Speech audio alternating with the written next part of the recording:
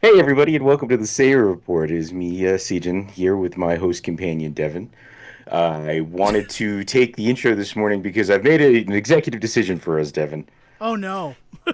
We are getting back to basics. We are the show has gotten too hoity-toity, too up its own ass, and we are getting it back to the basics of the Say Report. And I think that we talked about some stuff beforehand that we were gonna talk about today, and I think that that's fine. I think that getting back to things like, oh, say the Mountain Dew Voodoo taste test is definitely in line with that.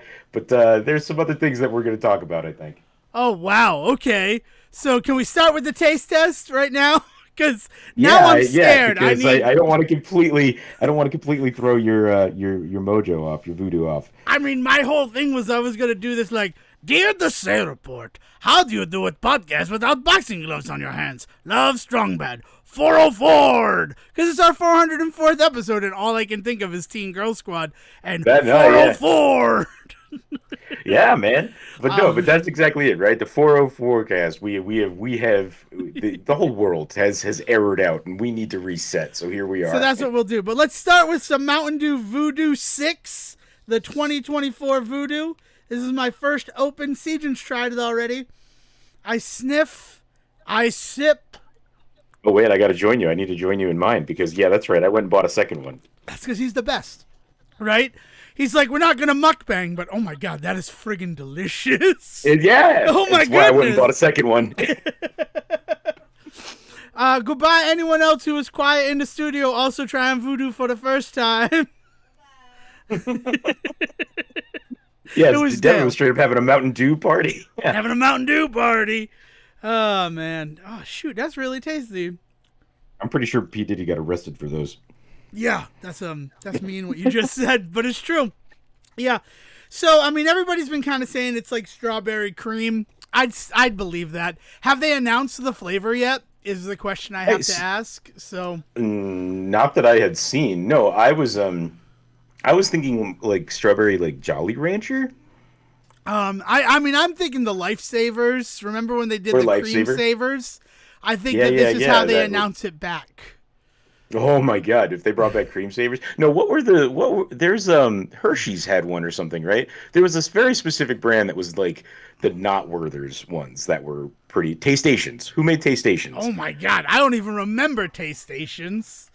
Let's Bro, see how do you who. not? They were like the best of the best in this realm of hard candies that Grandma would have It a is ball of in Hershey's their candy Taste dish. Stations. You're right. I don't bring back. There's a petition on change.org. Please bring back taste stations from Hershey. Their goal was Don't you? 100. This petition was started October 7th, 2020, with the goal of 100 signatures. It has 94. You know what I'm going to do Oh, right now while we're here? Devin Decker. I'm not going to say my email.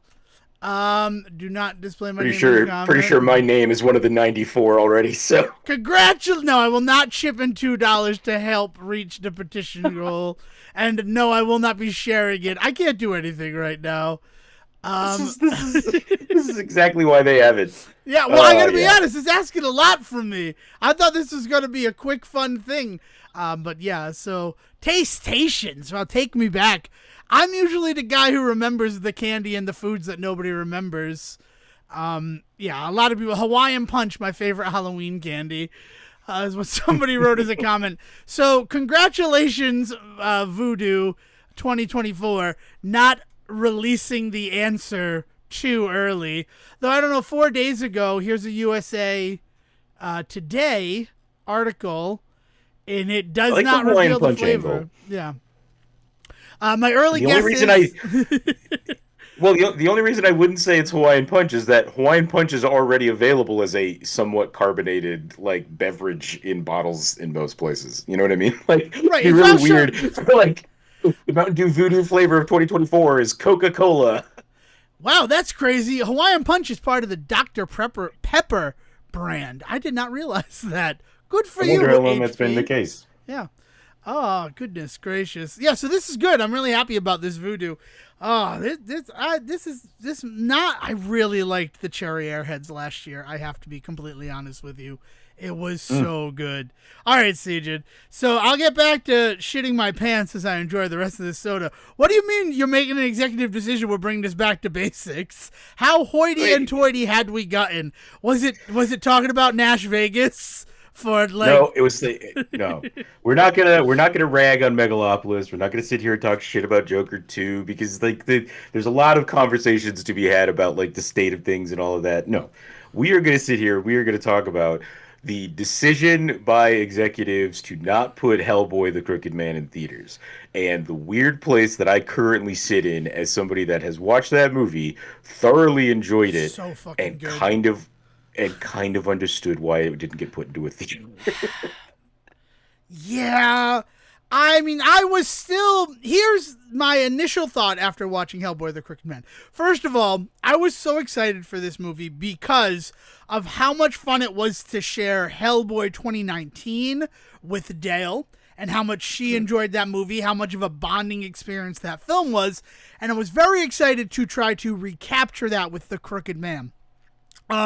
Unfortunately, way more horror coded than not coded, coded than the other three Hellboy films that existed prior to it. Yeah, I have but been I living in a think state where if I mention the movie in any way, shape, or form, Dale goes off on me because of just how unpleasant she found the experience. I can say, well, you're going to have to boil, and it's, no, don't you fucking talk about it. I don't want to hear it. So I'm going to put it all into this episode, all of my thoughts about Hellboy the Crooked Man.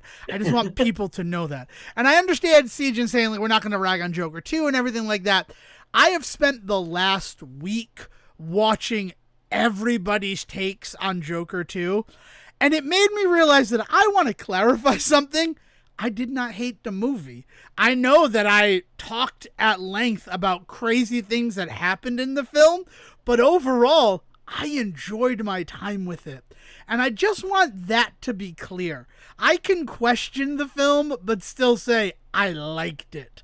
A lot of these people that I have watched and listened to the criticism of that film hated the movie, and it's like, well, then why can't you just stop at that? Why do you then feel the need to nitpick and destroy it? So that's a good question. But yeah, so Hellboy the Crooked Man, it is. I know exactly why they didn't put it in theaters, because afterwards, I'm like, I would have seen that in the movie theater, but I would have been upset that I couldn't have seen it in the laser projection theater. That it would have been one of the small theaters at the end that are not comfortable to watch a movie in. Right? It would have I mean, gotten. I don't think that's No, no, yeah, no, no, but no, I no, don't no. think that's That's going to be its biggest issue. no. There are definitely other issues and reasons why they did not release it into theaters, and I get that. That being said, it is one of those things where, like, watching it at home for me was the superior viewing experience, and Yeah, I I, know I, that for I a think that's fair. fact. Like, it is. The sound was nice and good, and it is a movie that is kind of plagued with sound mix issues, like, for better or for ill. I think a lot of the choices that are made are because of the fact that it is, like, supposed to be garbled sort of demonic language. But there were times where I'm like, what the fuck did they just say? Is that Well, going to and be there was important? then Like, yeah, I mean, so one of the big things is that everybody has a very it is Appalachia, right? yeah, That's it's where West they're at. Virginia, Appalachia. Yeah. Yeah. So there's a lot of Appalachian dialects going on. People have varying versions of that because some people are more ingrained than others, shall we say? There's a lot of that stuff going on. There was also, just to your point though about sound mixing stuff, like there is like definitive moments where you can tell that they're doing something to modulate. I'm sorry, the actor that plays Hellboy this time Jack around. Kesey. He actually did a phenomenal job. What's the name again? Say Jack Kesey? Jack Kesey. There's definitely moments where they're doing something to modulate his voice just a little bit, like cleanup work, I guess is what I would say. And what happens is it takes well delivered line in a moment and all that, but then pulls the audio to a place that is almost like uncanny valley-ish, where Yeah. you're just like that sounded different than everything else in this scene.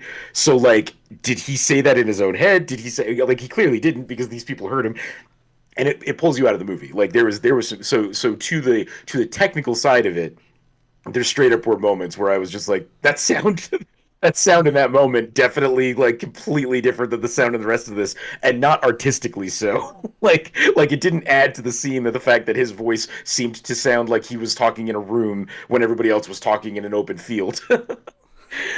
So there's like some of that for sure. But like that's not even what I'm talking about. There is a there's a conversation that we have been having about the idea of like the kind of movies that we all used to go and see, and the ways in which a movie might have been a 6 out of 10, but we still found fun in it, and like we would go back to it and we'd talk about it and all of this stuff. And the fact that we can't seem to do that anymore. Either a movie is just the worst and we can't ever watch it again, or it's the greatest piece of cinema that's been made in the last 100 years. And like it's crazy that we don't have that in between anymore, right?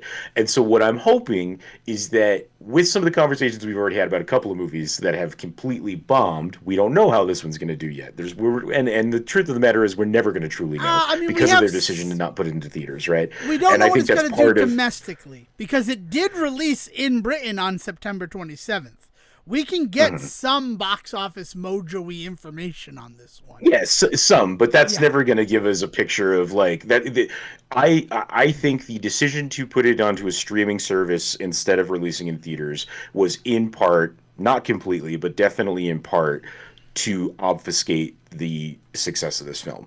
Because not because they thought, oh, it's not going to be successful and we want to lie about it, or they thought, oh, this movie's going to be super successful, but we hate somebody that worked on it, so let's fuck them. Like, I don't think it was any of that.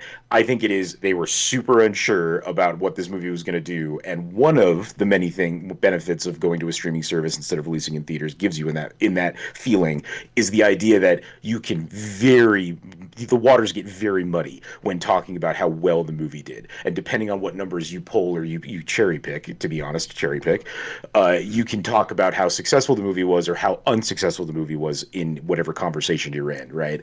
Because it was on streaming, those numbers are just completely just pulled out of your ass, essentially. Not like really, but like really.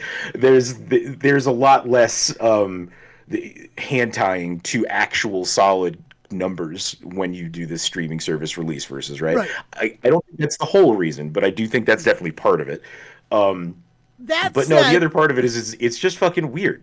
So like you talked about the idea that Dale had a really hard time with it because of how horror coded CODED is yes. what I was hearing you say, right? Yes, right. That this movie is, right? And I think that they sold it on that concept, and it definitely is more so than the other two films, even more than 2019. Which, if you go back and listen to what we said about that, we talked about how they were willing to get into the gory horror. The witch more in than that one was scarier than almost anything that happened in The Crooked Man. I will say Baba that. Yeah. the Baba Yaga scene that they like cut out of that movie. Didn't they cut that scene out of that movie? Yeah. They cut a scene out of that film that is really. but because the witch stuff was like so weird. It's a phenomenal scene. Anybody that can like it was up on YouTube for a while in HD, like fully finished. So I don't know, like it was clearly cut really close to the end. Go find that scene from the 2019 Hellboy because it is a phenomenal moment in that film that we never got to see, which is a shame. Anyway, the horror aspect of this, right?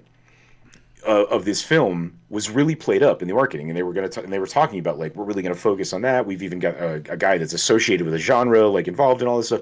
They really play that up, and I really think it's to the detriment of the film. Yes. I agree. It's such a I don't know. That hanging their hat on that again. It's another situation where I find myself feeling two ways about it. This movie is constantly me feeling two ways about everything because, like, on the one hand, leaning into that because it is the more horrific one totally makes sense, and it is, and there's some really good horror stuff that happens. A lot of the like style comes from that and all that.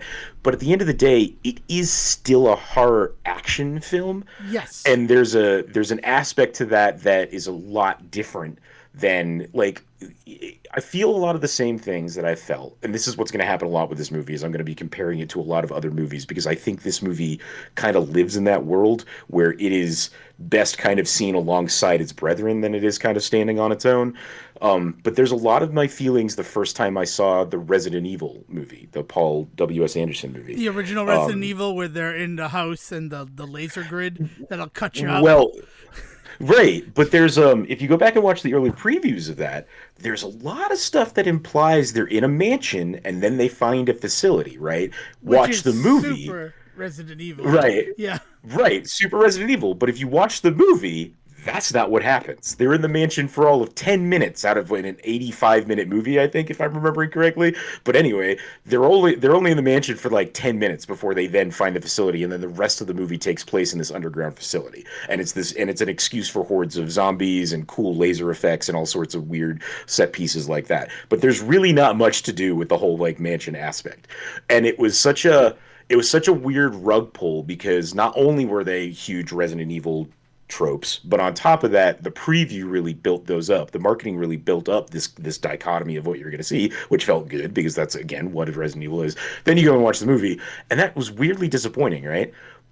But as history has kind of worn out on that particular film, that movie had something else to do or say that was just as good as that concept, but like they were so scared of just telling you like this is what this movie is going to be that they didn't want to market that. They wanted to market this other aspect of it. And it's just like that's a shame because when I first saw that movie, it actually really kind of soured me to that film. It took me a long time to come back around on that film franchise.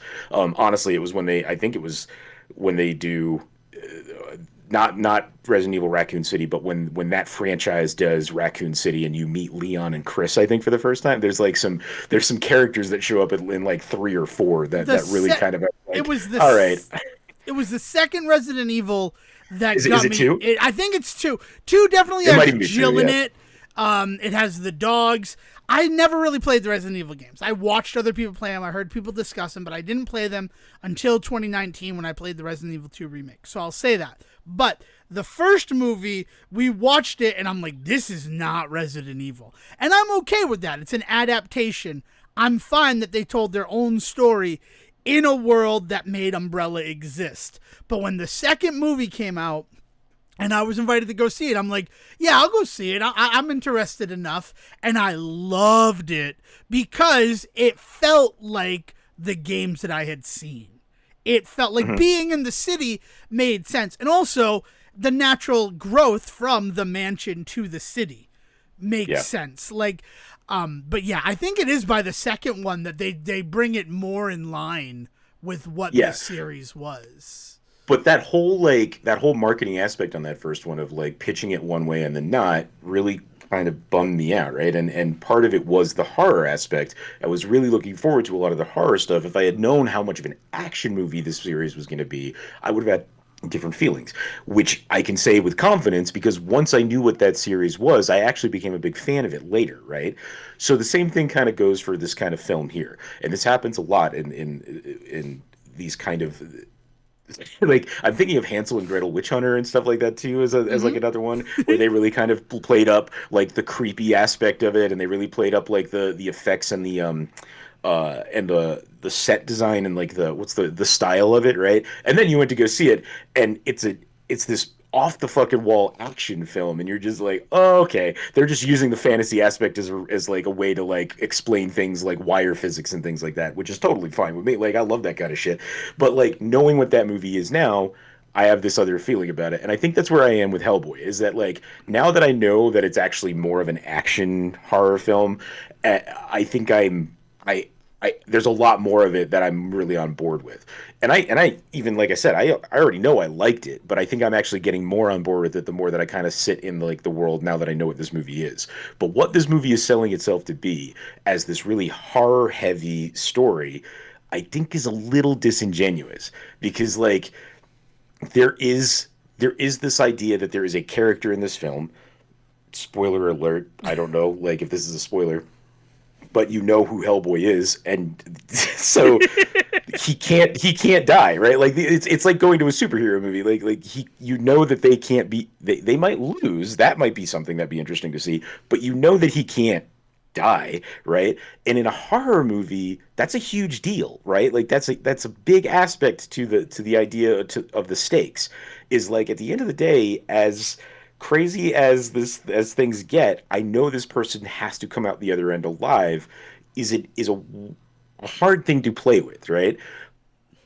Yep. Once you turn it into an action horror movie, it becomes a lot easier to kind of swallow that pill, right? And so there's a lot of stuff going on in this movie that I think that if they really pitched this movie as the action horror movie that it is and showed a little bit more of Hellboy actually kicking the shit out of some things, like the entire concept of the Crooked Man, super creepy. They do a lot of really good filming wise to make him creepy. There's also a lot of him monologuing. Yes. Which I was not ready It's not for because scary. you don't often hear the slasher ghosty villain in these movies monologue more than once in a Yes, my name is Jason Voorhees, and here is my thesis on but water safety. but in an action movie you hear that shit all the time. All And the if you think time. about the action horror genre, right, Mhm. like yeah, that shit happens. You always hear the mad scientist talking about how they were going to save the world by turning everyone into zombies, right? Like that works for me, right? So if I had been prepared for that, then I think I would have been okay with some of the stuff that happened with him, right? Yeah, there's just this idea that this movie was selling itself in one way. That's one of the first big things that I have to say about this movie is like they were so adamant that they wanted to make a scary movie, quote unquote, and they did, but they did it no favors by like promising people it was going to be on the same level of something like The Conjuring, which was one of the things I heard it being compared to early on. Right, we're going to bring a little bit of that magic of the Conjuring verse into the Hellboy universe, and it's like, yeah, that's awesome. Not what this movie is, but that's a really It's cool not idea. what They you should do that did, but sometime. that's a cool, ambitious thing to say. It's Yeah. not what you did. It's not. It doesn't even look like that's what you were trying to do, based Well, on and what I like watched in this I movie. think one of the big things is like I think about the Crooked Man story in the Hellboy comics as a little bit of a mystery. Like I think of all of the Hellboy comic stories as a little bit of a mystery because they are always kind of Yeah, like trying to get to they the are a bottom of like nice combination of the Batman research and the Superman I am a god But sort of even that, storyline. but Like, even that is not true in this movie because yeah, they pretty much immediately meet people that have the answers for everything. Like, there's never a moment where they discover a clue and have to put things together, or like there's like a twist of knowledge. No, they pretty much learn this, they follow it to that, then go to this, and then to that, and then end of movie. And that's fine. Again, for an action movie, the like set piece to set piece move, like yeah, of course, that's how these things work. But like, don't tell me that this is going to be some type of mystery movie where we're going to uncover like who summoned him the first time or something. Like there was none of that. There was just none of that. Which is again not necessarily something I need, but what something I was kind of expecting with the ways that this movie had kind of pitched itself and sold itself. well, And I have to especially wonder. no, especially when everybody talked about this film as it's going to be the closest adaptation to the Hellboy comic books that we've ever seen. That was Mm, what was in the water for so long about this film was we're finally yeah. going to get a proper adaptation, which is such a fuck you thing to say, right? Everybody loves the Guillermo del Toro films. Everybody loves them. We love them. You can go listen to our very special episode from January. So it wasn't like anybody was complaining about these movies like, "Oh, they're not enough like the comic books." Right? I Like mean, that would there's definitely been people that have felt that the horror aspects and the more fantastical aspects. it's It's always been a really interesting thing listening to people talk about Hellboy because there is that idea. There's that double move in Hellboy fans where they love the Guillermo movies, but they'll also talk about how they just wish they were quote unquote darker, right? Like that's a big thing is like the darker like versions. And then they do that darker version, which is like the only thing that they really latch onto. But when they do the 2019 one, that's what they do. And then people get really mad because it's not nearly as like joyful darkness. I don't know, like I don't know what the complaint really is there. But I do think there has been some conversation of since it can't be this, it should be that, I think, is the better way to think about it. Yeah, that's a good Because argument. people, yeah, because I think people are pretty much like they're aware that they're never going to get a Guillermo del Toro Hellboy 3. That's just never going to happen, right? And so I think that that is kind of the place that as fans we find ourselves in now, knowing that we're never going to get that version that we always want. How do we set expectations, or how do we shift expectations in a way to say, okay, here's what we would like to see instead? And I think that's where we're currently at. I think I said this before, but like I don't think this is going to be the last Hellboy movie, even with the Oh, decision for them to put this one on streaming. Like, it might take a few more years than unfortunately it would have if this one had been successful. But I feel like this is a character that people really love, like exploring and looking back on. And like, I think that we are going to see some. You know what it might be? 5 years, we might end up seeing some HBO Max like series, or some shit like that. Like some announcement of like, oh yeah, we're gonna be working on like a Disney Plus Hellboy or some shit, like, which would be wild. Um, I but I think mean, the between the live action movies, between the animated movies, like we're gonna see other Hellboys, and maybe we'll get it right next time. I don't know. right. So do you think they got it wrong this time? Is I because you say that. Do you think this film got it wrong? Do you think the Crooked Man got it wrong? I think that there is, as far as like Hellboy goes. Well, okay, so kind of to backtrack just a second, but Yeah. you talked about the idea that people were talking about this one being finally kind of more in line with the comics or whatever, right? Part of that is because the top two writers on this are Mike Mignola and Christopher Golden. And so Mignola creates the character, right? And then Golden's actually really popular for a ton of specifically novelizations for Hellboy, but he has also written a couple of scripts for the comics, if I'm remembering correctly, as well. But like one of my favorite Hellboy stories of all time is actually a novel written by Golden. Like I adore. I think it's called the Golden Army. Is the full name of it? Is it really Um, Golden wrote the Golden Army? I was gonna make that joke, no, no, but I don't think that might be why I'm thinking it's called that. But it's all about this. But it's all about finding this like lost paradise and like buried under an oasis in the desert, and like there's all this really cool mummy aspect stuff to it, and old Egyptian like lore. I say Egyptian, but like they probably use something other than Egypt because they always try and come up with some like third option. so Like it's so not it's not the first two you would think of. It's always this other one. Like, oh, okay, yeah.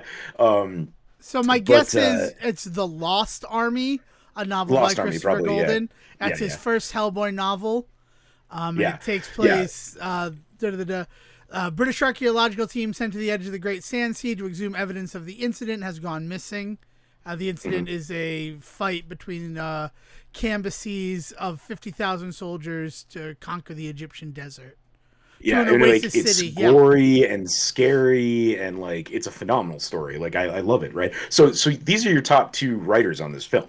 So like you're already kind of like, yeah, this is coming from them. And then what they do in the movie, not to get too spoiler heavy, but there's some decisions made in this movie about adding to the Hellboy lore, shall we say, that are weirdly not kind of counter to anything we know already, but definitely new. Like some of the stuff that they talk about with like his parentage and stuff like that is like, Yes. okay, that does work with everything we know so far. It just definitely is an added aspect to this, and explain some things as far as his like relationship to like the Baba Yaga and things like that. Like it really does actually lean into why Hellboy has such a an anti-witch like feeling in him. There's so like it works, but it is new stuff, right? But that's okay because it is literally the creator of Hellboy and what I consider to be one of the best writers of Hellboy, like working together to create this story. Then like fuck yeah, I'm on board with adding this to the lore. Like let's do this shit. So there's that kind of stuff too. But like so taking that into account, I think it is a really good Hellboy story. And I think that The Crooked Man, like, it's a really good adaptation of that. I think that there's some really fun characters and stuff that you meet. Where I think this movie starts to get a little rough in that regard is that there's a lot of choices being made that really start to reflect like an early 2000s comic book movie, in that there's some moments where they kind of say fuck you if you've never read Hellboy before. We're just doing this, right? It doesn't, and like I don't feel like the movie needs to be handholdy, but it needs to be inviting, right? And there's some moments where I feel like this movie is not very inviting to people that are not already in on some of the Hellboy stuff that's going on, right? There's some clear moments where people are just completely okay with this existence of this creature in this world. And this movie is very happy to assume that if you're here watching this movie, you get it. Like it's wild because I think about the ways in which people talk about how they never want to see another Batman origin story, Thomas and Martha Wayne getting shot in an alley. They never want to watch Uncle Ben get killed again, right? And I feel like the makers of those films never get the point. They always have to show you their version of those events. With Hellboy, we're only 4 movies in, and these people are just like, nah, you know what this is. You fucking got it. Like, He's from hell. okay. You get it. He's a boy from hell. He's a Hellboy. And Da, da, like da, they're da. like, we're more than happy to add something to that story, but we're not going to reiterate that story at fucking all. Like you're just going to have to kind of just know what's going on. But like the moment when he walks into a small, like I say village, but really it's just up to a house. But he walks up to a house full of people, and nobody there bats a fucking eye at the existence of him. I saw you on the cover of Newsweek at Yeah, the UN. it's You're that boy from the UN. Like, yup, that everybody like, knows who Hellboy is. And you know so what? like there's some decisions like that I think get a little weird, but also I'm kind of in love with. It really felt like, I don't know, this film felt so much fun. I had fun Yes. with this movie. The part where Yes. like we found this on your stoop, it's a witch ball, and then it just cuts to Granny Oakham and where the fucking crow she's talking to. She's like, oh, you're all moon on, you want to learn how to make a witch bowl, eh? It's like, oh, okay. Well, you what, know why this that's in the is- movie, right? No, I don't know why that's I mean, in the movie. it's a love letter to the Crooked Man story. Famously, in the Crooked Man, it's only 2 episodes. It's only 2 issues long. They do a follow up with Ellie, the witch that gets turned into a horse at the end. There is a follow up series with her as well. But the Crooked Man, the original story, is only 2 issues long, and one whole page out of 2 issues. So not a lot of page space, but one whole page is dedicated to a cutaway of a witch ball recipe. So it is a direct reference to in the Crooked Man comic that there is a full-on like artistic cutaway page to this recipe for a witch ball. It was cool. I liked it in the Right? movie. It is. I liked it Yeah. it felt kind of like Deadpool-y, like without being like over the head with that. Like just like we're gonna interrupt the movie. We're gonna talk right to you about this, and then witch balls are an important part of the film. I mean, as far as I'm concerned, that's Chekhov's recipe for witch balls. Because Yeah, don't yeah, show yeah. a witch ball unless it's gonna go Well, off. but what's crazy is the movie is so off its fucking rocker because I think that's the biggest reason. This is me getting to the biggest reason why I think this movie would not have worked in theaters with the current atmosphere with people and the ways in which they watch films.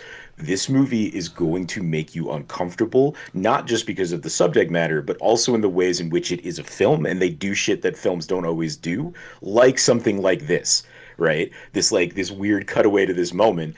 But you're right. It does lead to something, but this movie is so off its rocker that if it didn't, that would also make sense for the world of this film. If it never came back after that, that would still be okay because of the world of this film. Of course, they did that, right? And also it's in the a fact weird that way- it does come back that makes you go, "Oh, okay, now I understand why we made that choice." You don't always get that catharsis moment with the choices in this movie. There is this weird moment where like so it was the first time they used that Clerks Frasier device of black screen, white words, the witch ball, and it cut to Granny Oakham, and I it was believe we this- call that a title card, Devon. right. But it's I just rewatched the Clerks animated series, and I really like that moment where he's like Frasier stole this device. As one of those, and that's not true because 93 in the film really didn't see people seeing it until 94, but it's a good little bit, right? So that says it. But a title card, right? They used the black But screen also, white word title title card. cards are also not unique to No, Clerks. no, I think is the other part of that I joke, understand yeah. that. Yes, if imagine if Clerks by Kevin Smith was the first time movies used title cards. That'd have been fucking insane. I mean, silent movies basically use title cards in order to tell us what was going on. But that said, So that first one happened with the witch ball, and then like, what the fuck is happening? I'm a crow, and I'm being talked to by Granny Oakham about how to make witch balls. Every time that it did a title screen, I was expecting that to happen again. So like the Lucky Bone, I was expecting her to give like another like 2-minute little monologue on what they are and where like it comes from. Cause the thing that I loved most about Hellboy the Crooked Man is I fucking love folklore. So just like an hour and 40 minutes about the folklore of like Appalachia and their style of witches, because it is a unique brand of witchcraft that exists in the Appalachian Mountains, right? It is stuff like the boiling of cats and then the washing of their skeletons. And it is things like the Crooked Man who was hung because of the Civil War. All of the folklore that is present in this movie was a fucking blast. And I just wanted more of that. And I got more of that. But like, I mean, the bridal story where Tom Farrell's father, first of all, Jefferson White as Tom Farrell, fucking awesome. Like, I knew he had to be in this, but I didn't expect him to be kind of the most realized character in a Hellboy movie. And a lot of that, I think, comes from the fact that it is Jefferson who's playing the role. I just wanted more stories of him, right? Yeah. Like you come out of this movie just being like, yeah, like he's that side character in the action movie that you realize is actually the best character, and then usually ends up like 3, 4, 5. They're the ones that are the kind of through line. Like think of like the Tremors series when Michael Gross eventually becomes the main character. Yeah, because everybody's just kind of like, love that guy. I'm always happy when that guy shows up, and then that becomes the guy that everybody like watches. Like, yeah, I want this to happen with him because this idea of this like reluctant like warlock. I don't know if he would. I don't know if in the lore of Hellboy if he would just be considered a witch or not. But like this like reluctant magic person that like is trying to use his powers for good, even though like this whole movie is about this idea that like no matter what you do with these powers, they come from an evil place, which I feel like is kind of like the big thing that this movie is trying to really lean into. And like this, I fell in love with him the second he shows up, though, where he has that whole bit about the kid on the floor, and then he's like, I'm going off to see my family, learns what he does, and then he goes off on this other mission. Like, I was like, who the fuck is this guy, and why is he a badass? Yeah. He was so good. Like the way he's like, so you're gonna want to boil that boy's clothes while saying her name, and that'll cure him. And then I got to go up there. It's just what I got. He was so matter of fact. If I had to compare him, like you mentioned that like side character who then suddenly becomes a through line, it's what they did with Simon Pegg in the Mission Impossible films. I know that Ethan Hunt is in all of those movies, but it is not until Simon Pegg is introduced to Mission Impossible 3 that film has a soul. Right? Yeah. He becomes and the really soul of that franchise. And really it's 4 where he really shines, because 3 he's just the man at the desk, but 4 is where he's kind of like the reluctant in the field guy, right. like brought from out beyond the desk. But yeah, exactly. It's like that moment when they introduce him and then like everybody falls in love with him, and then like 2 movies later you can't imagine the series without him. Yeah. 100%. It's one of the reasons why it's difficult to go back to the first 2 Mission Impossible movies. I mean, for me, it's because I hate Mission Impossible 2. I fucking hate it so bad. And there have been so many times. What? That's fine. Okay. It is the weakest film in the franchise, and I don't think it's ever going to be beat in that regard. Don't ever say that in front of Will. He will throw his Dunkin' Donuts cup at you. He loves the second Mission Impossible movie, and I like, okay. There's nothing wrong with winning bronze at the Olympics, all right? I'm just saying that out of a stellar franchise, one of these movies has to be on the bottom, and I can't think of a movie that wouldn't be besides 2. I know. That would be besides 2. I just think my hatred for 2 is just so crazy, because there are times when, like, on the TV guide, it'll say Mission Impossible 3, or even it's been Mission Impossible, the 5th one, right? So the state, whatever, the Rogue Nation. And I'm like, oh yeah, I'll watch that. Like, that's fine background noise. And I'll put it on, and it's Mission Impossible 2. Like, it's just like, you did this to me on purpose. You did this to hurt me. I will stand by the fact that There is like a 3 hour cut of that movie that Wu had always planned, and I stand by the fact that if we had gotten the Wu cut, that I think that movie would be substantially better as a film. I don't Because there's disagree. shit that Like, happens that is like you're like, where did this even fucking come from? And it's because there was probably 30 minutes of build up to this that we lost. yeah, it feels incomplete. The second movie feels incomplete, and then on the heels of the first Mission Impossible film, feeling incomplete makes that film feel like a cash grab. Yes. And that's not what it was based on everything we now know about it, but in its current state, in the state that the world knows it, it feels like we need to get another one of these out there ASAP so that people will keep giving us money. And then Quick, get Metallica to sing a song. Right. And then when you consider how much time exists between Mission Impossible 2 coming out in 2000 and Mission Impossible 3 in 2006, like, it makes sense why that film feels like it's got some meat on its bones. And then every film has felt substantial in the wake of Mission Impossible 3.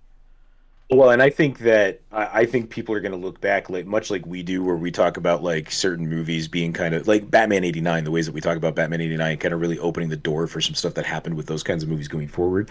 I think that people will look at three very much in that regard for a few reasons, not least of which is J.J. Abrams, right? Yep. Like, because that kind of is the movie that when I saw three, all anybody around me was talking about was how he was the guy that had worked on Alias, right? Wasn't that one of his early That ones? was one of his very early shows, yes. Yeah, yeah. And so everybody was like, "Oh, well, Mission Impossible 3 is going to be by the guy that did Alias, and Alias was a phenomenal spy show. So like that's gonna, of course, it's this guy." And then like the revitalization of the franchise concept and everything that happens with that. And it's why like we see the huge blow up of Abrams, so like in that regard, and then as far as like action movies go, like there's a ton of stuff about the ways in which action movies really lean real heavy into very dramatic stories after three, because like that one gets like really sad with the way that he loses Kerry Russell in that movie, right? She's the recruit, right? That I he believe so, yes. I mean, I haven't seen Yeah, the and, third like- movie like- in a long time. I but should go like back that and do all three of them before three is the going to eighth be one. three is going to be one of those threshold movies that people are going to talk about in the future, like we talk about like some of our early films here, because like it really had a significant change on the ways that people saw those kinds of blockbuster films for a while, for good and for ill, for like a lot of reasons, both good and bad. Like it changed stuff. But yeah, Hellboy the Crooked Man. I really enjoyed my time with it for all the stuff that we're talking about. I just can't help but kind of understand that this movie right now, with the way that things are, people would just have fucking roasted this film. They probably still will. They have. I have a video saved to watch on Monday where, the next day I'm at work because I have a holiday. Yay, right? Indigenous Peoples Day. Thumbs up. Yeah, I'm very excited to have a Monday off in October. I need it. I need it to recoup. I'm just going to be honest about that. But the next time I'm in the office on lunch and I'm going to be watching YouTube, I have queued up a video about somebody talking about Hellboy the Crooked Man. And I watched like the first half a minute of it. So 30 seconds is what that is. Where he's like, I bet you didn't even know there was a Hellboy movie coming out this year. And I bet you wish you still didn't know after this video. And I'm like, well, that's a shame. Because I watched it and I enjoyed it. But even here, where the person is like, nobody knows about this movie that I saw, they're already approaching it the same way that everybody is approaching Joker Folie à Deux. Which I hate that people think it's so funny to mock the title of the. I can't. I hate it. I'm sick of it. I soaked up way too much vitriol about the sequel to Joker this week. So I'm excited to be talking about Hellboy the Crooked Man because I really enjoyed it. The thing about the witch's bridal turning Tom's father into a horse, like there's a scary story to tell in the dork. Like that is a real fear of this region of America about a witch turning you into a horse and using you to like work while you're supposed to be asleep or something like that. It is a real fear of the Southeast. And so like to see it in this movie, I'm like, that's so cool how like this is real folklore, right? Especially when the movie basically started with a fucking time spider. They're on a milk run to drop off a freaking time spider that has been sedated. Yeah, yeah, but like, yeah, and the ways in which that, so like story wise, there's some stuff that plays out with that I'm not quite sure I 100% get, but like basically the idea is that because it is a somewhat demonic force already, it is heightened being in the area of the Crooked Man and stuff, and like it somehow becomes very connected to his power to the point where the climax of this movie is watching one of our main characters, Joe, go after the Time Spider while everybody else goes after the Crooked Man, right? Like, and like, so I kind of got that conceptually, but I do think that was one of the weaker parts of the story for this one for me because I wasn't quite sure how the two of them really worked together. But like when it happened, I got it right. Yeah, I think the reveal that due to the nature of the mines that were underneath the area, the like evil was allowed to flow and was stronger in the region. Mm-hmm. I Right. think that reveal came kind of too late for it to be something that made sense. Like, and Yeah. honestly, that's part of the mystery aspect of the movie is the fact that like as soon as they get off the train, because the spider is invigorated by the evil that it feels where they are, and Hellboy steps off and he's like, no, this place is evil. You can smell it, you can hear it, you can feel it in the dirt. Like where we are right now is a place of evil, right? And you're going to take Hellboy's word for that because he's fucking Hellboy, right? But that doesn't Right. mean that like that we're going to stop there. Eventually, in a good Hellboy story, you're going to be given the explanation as to why. So it's funny you joke about like we don't need to see the Peter Parker origin story again because part of this movie is the fact that basically a radioactive spider, a time spider, gets Yeah, into yeah. the blood system, the circulatory system of the Crooked Man stomping grounds and the coven that lives there, right? Because there's also a huge coven of witches that are living Right. in the area, mostly because Well, of the evil and it being easier to sway right. them over I was to gonna it. Yeah. I was gonna say like because it becomes this point because of the existence of the Crooked Man, right? This Yeah. area becomes this kind of like evil like pain point essentially. Yeah, and so the reveal comes like with 20, maybe even 15 minutes left in the movie that like where we need to go is actually into the bloodstream of this evil and we need to like fucking try to kill it from the inside out.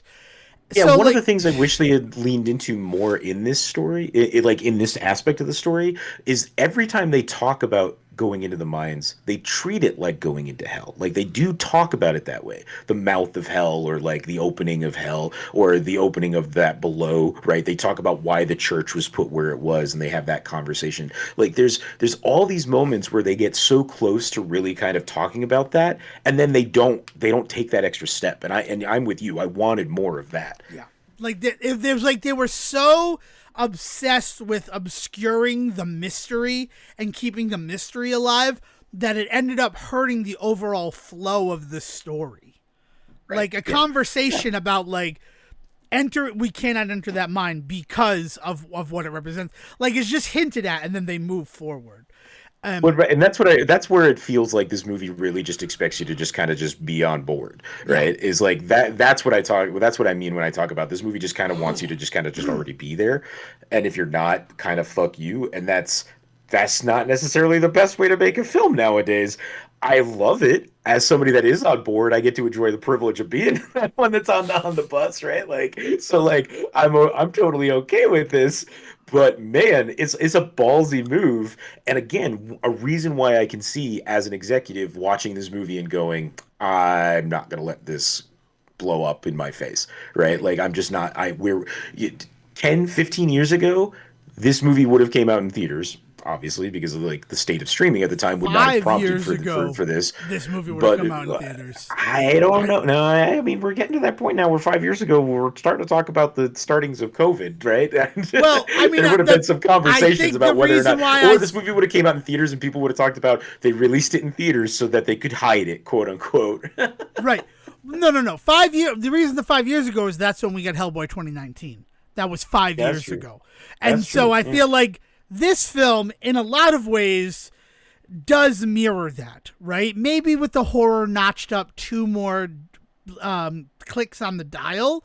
But the fact that the 2019 Hellboy, I don't think I like that movie. I'm not trying. You can go back and listen to us talk about how much I like that movie. It is documented, right? That's the other thing, right? As we go back in our 8th season, a lot of the stuff that, like, this is a sequel to something that we've already kind of touched on.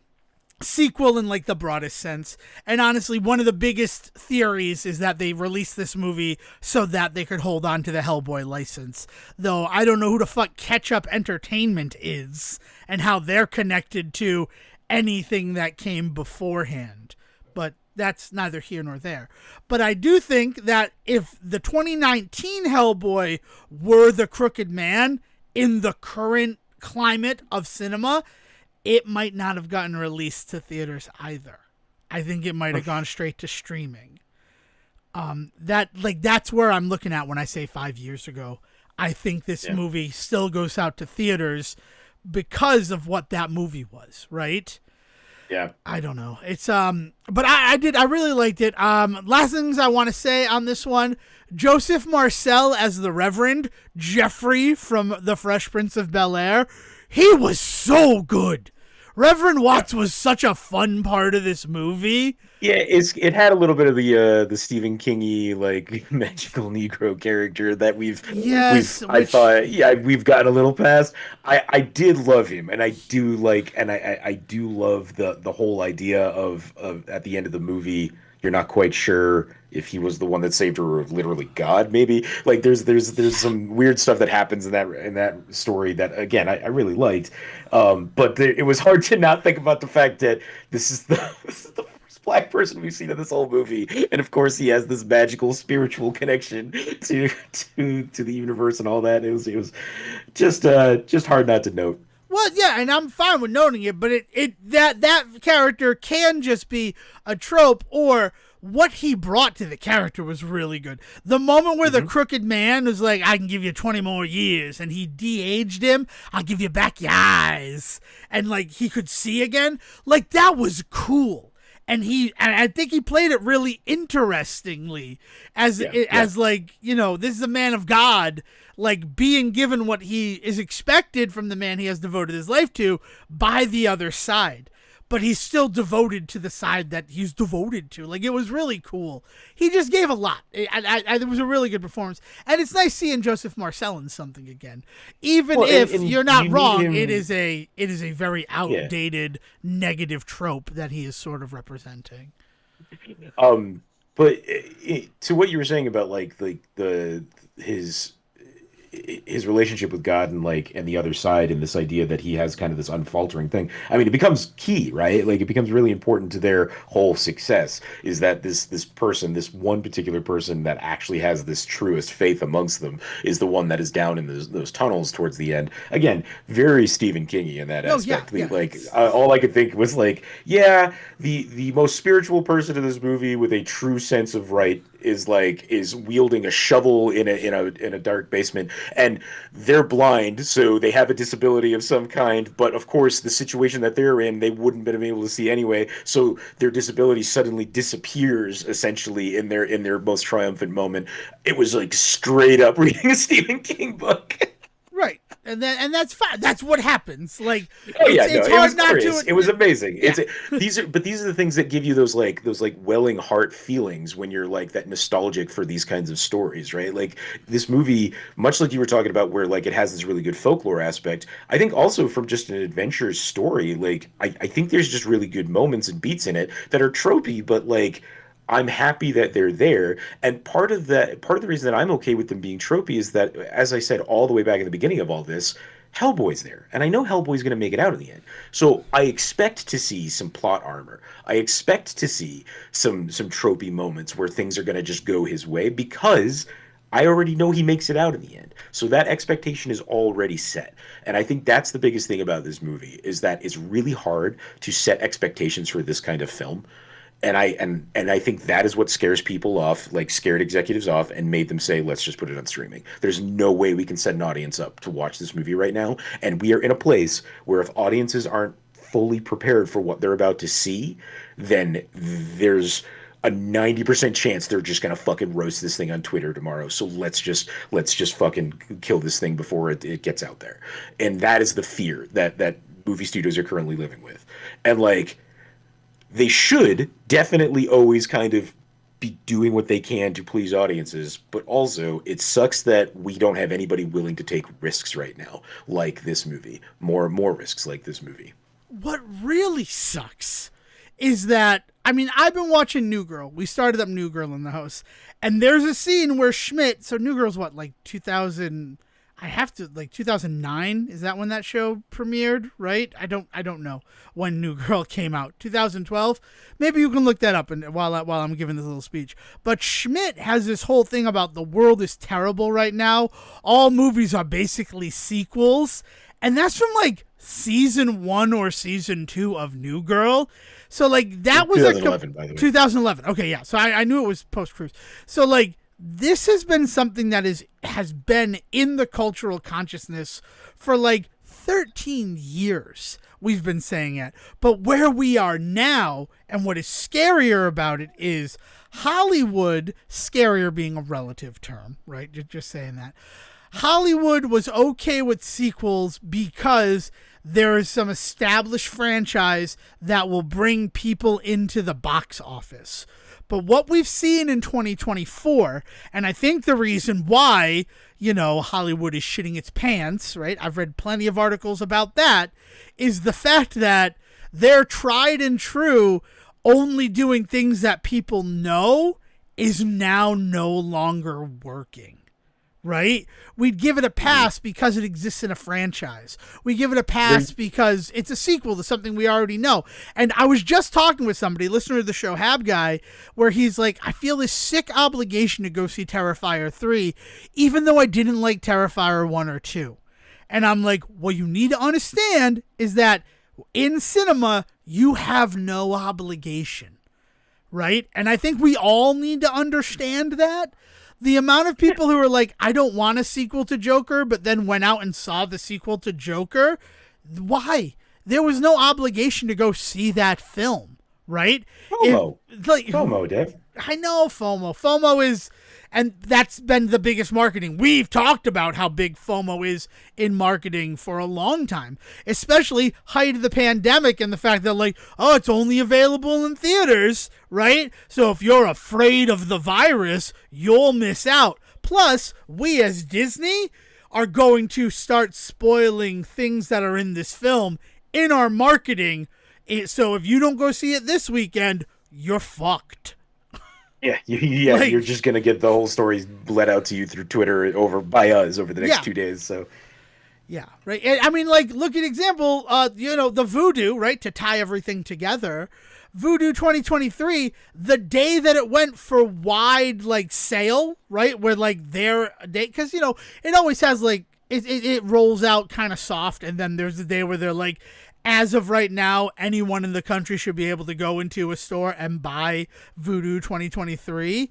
That same day, Airheads was like, surprise, we're the hidden flavor. And it's like, well, you took that away from people, right? You dumbasses. You didn't give them, you didn't give people the time to go get it. And also, you're right, they are dumbasses because part of the marketing aspect of the mystery flavor is that people go out and they try to figure it out, right? If you have an answer, there's no drive for me to go and try the mystery soda.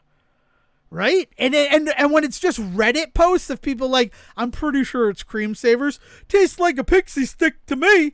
Like, those people don't know, right? Even if someone said my uncle works at fucking Pepsi and the flavor is strawberry toe jam, you'd be like, that guy's uncle doesn't work at Pepsi.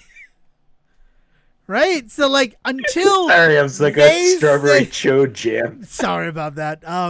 But yeah, it's just one of those things. But I think you're right. If this film had come out based on everything we've seen with everything else in theaters, this film definitely would have gotten the brunt of it. They've been like, Madam Web no longer the worst movie this year.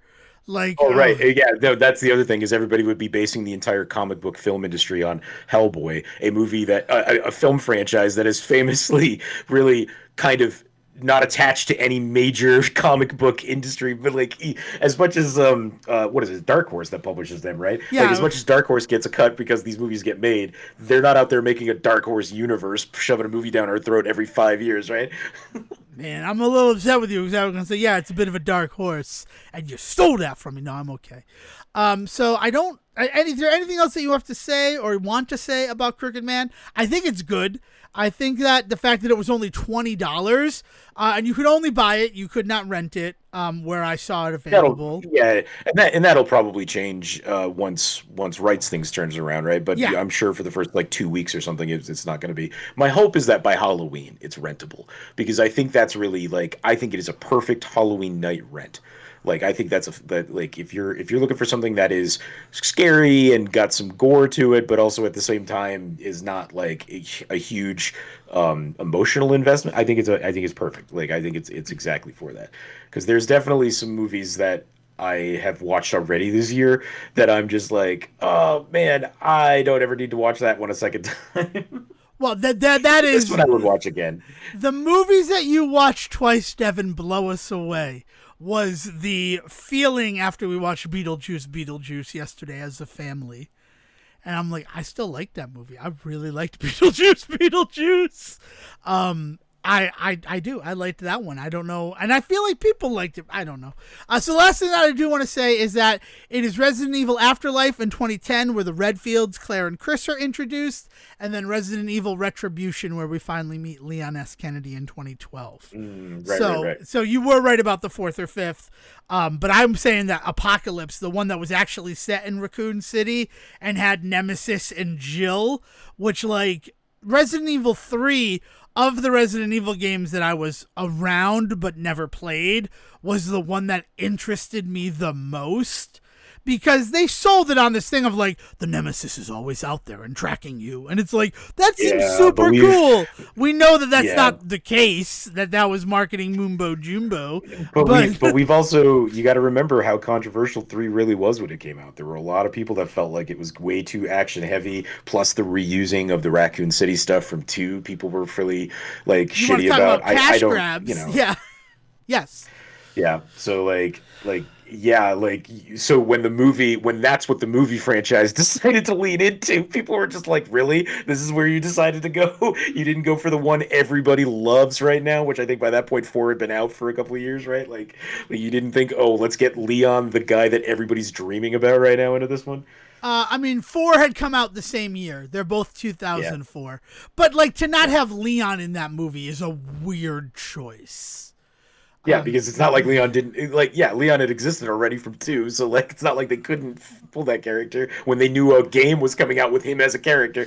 Anyway, the Resident Evil film franchise is a fucking trip. And someday maybe we'll look into it. I would be okay with that. It's something that I enjoy. When the final chapter was coming out, I went and I bought all the other movies at FYE on dramatic discount. But still, I own them. So yeah, those movies. My favorite thing about those movies is, especially when you get into the later ones. I mean, especially when you get into the later ones, every movie makes it feel like the world has ended at basically by this point, and then they have to top how ended the world has been. every movie has to talk about things have only gotten worse, and it's like things were pretty fucking bleak before. What do you mean things have only gotten worse? The from extinction into afterlife is like. Part of the world is just a desert in extinction.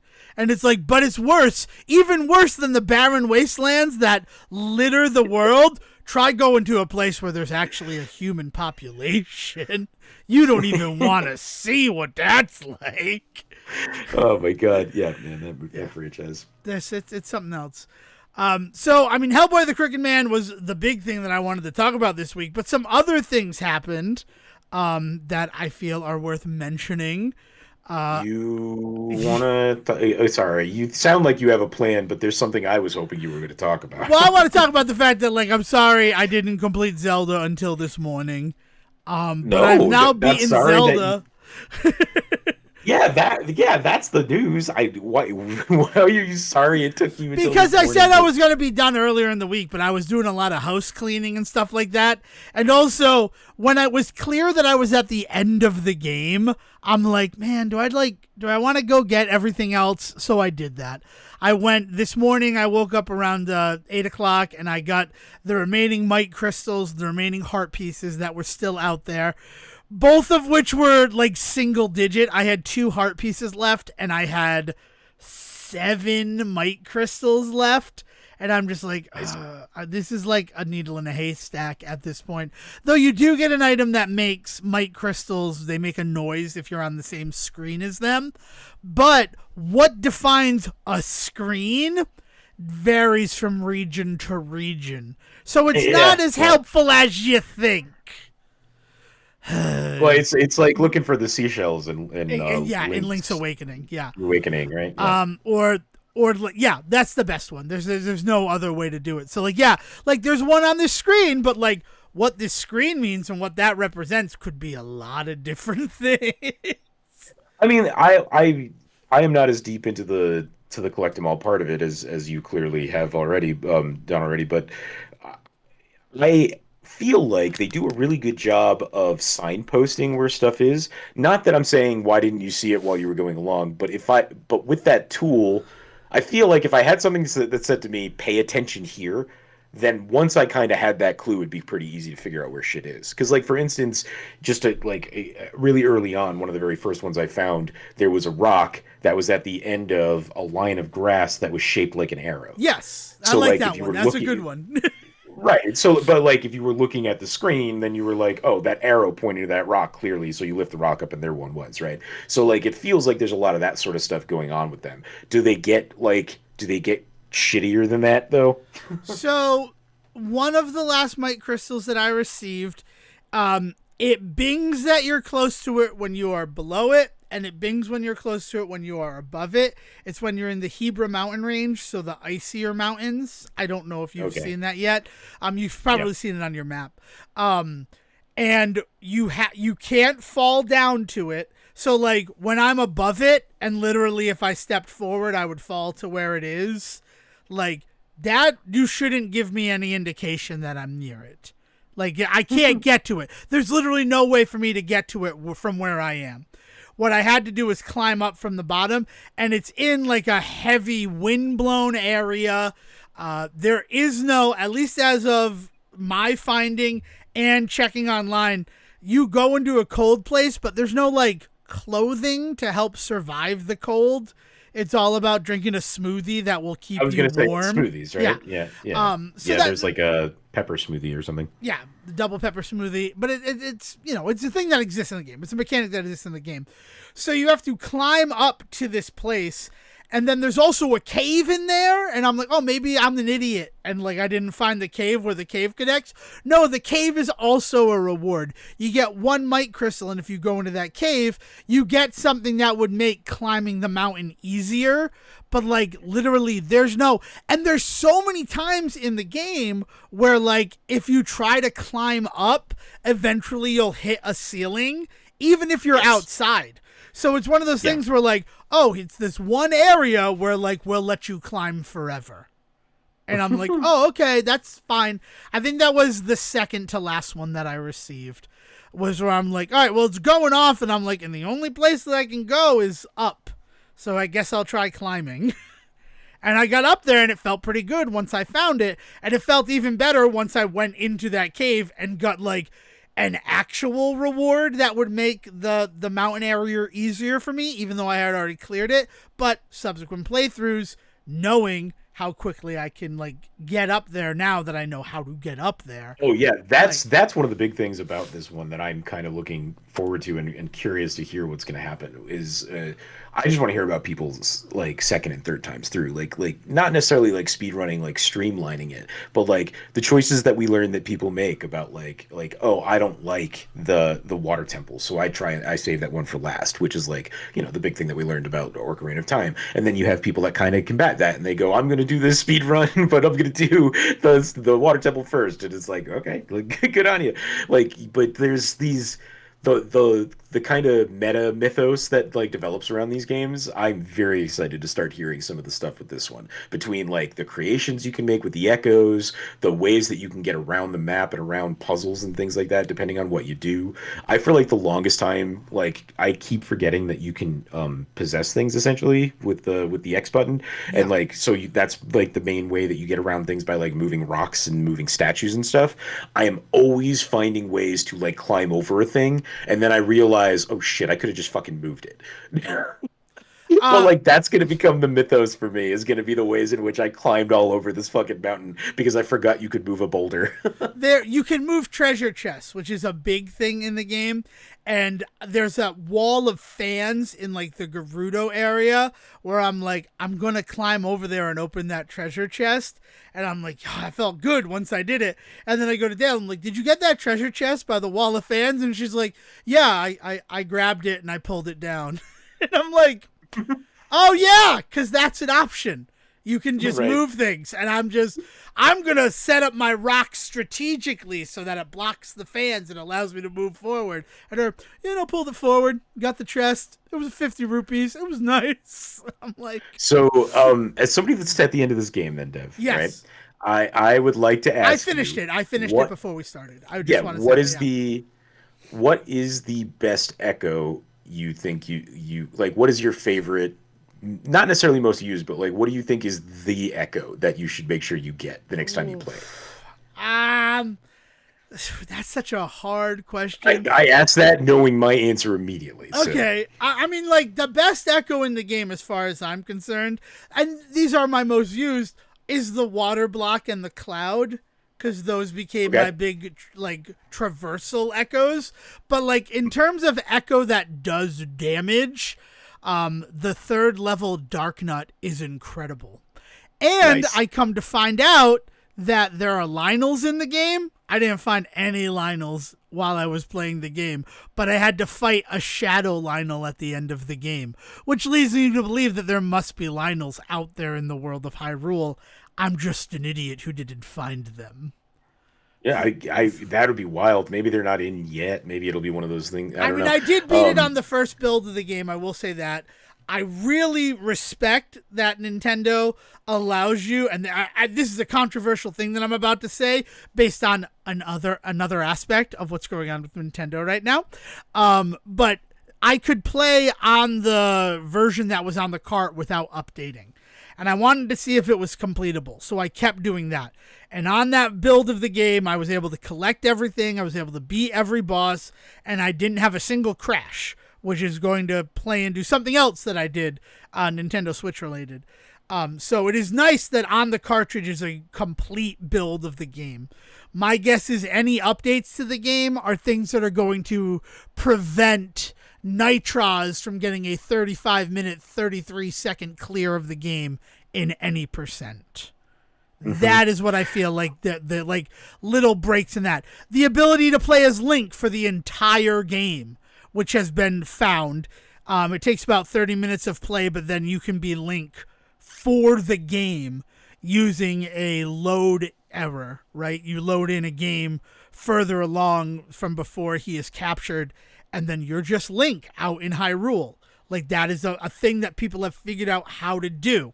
My guess is updates to this game are going to do that and are going to take that away. Those are the things that the updates are going to be necessary for. But it would be something else if they kept the Lionels hidden until an update in the game.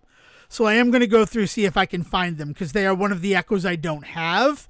And once you beat the game, it will tell you where you have echoes still. So there is kind of that Pokemon gotta catch 'em all aspect of it. I'm excited to get to that. Yeah. But I discovered really early on, I accidentally was standing above a plat boom and dropped a boulder, and Uh-huh. it damaged it. And so I was like, oh, that's killable. And so I sat there for 5 minutes just dropping boulders until it died. And I have never looked back. I use that thing to get around everywhere because it brings you up a total of, I think, like 5 blocks or something like that. Whereas like you can, when if you once you get the water block, I have four things from Tri, four Four four nachos. We call them triangles. I don't know. nachos in this house. Nachos, yeah, four nachos. I have four nachos from Try that I can use, right? So with a water block, I can place four and then I can get on top of the fourth. So that's a pretty good amount of height. But the plat boom gets me that basically that full block higher and the ability to jump off of it.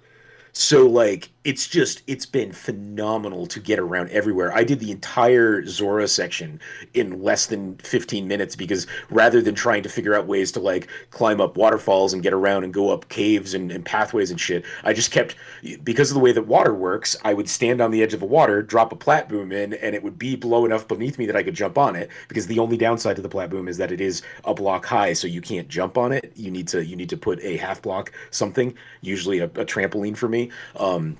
Although I did just get a frog ring, and I'm curious how high of a jump that is. I haven't actually tested that yet. Love But the anyway, frog ring. I'm glad you have it. It changes the game for the better.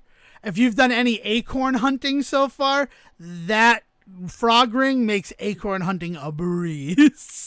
good because I've successfully done two acorn hunts and have tried a third, and we just got miserably like I was like, this isn't even the game anymore. I'm leaving. Bye. I was so mad at that fucking dude. I was like, I fucking hate acorn dude. You might hate stamp guy, but I hate acorn guy.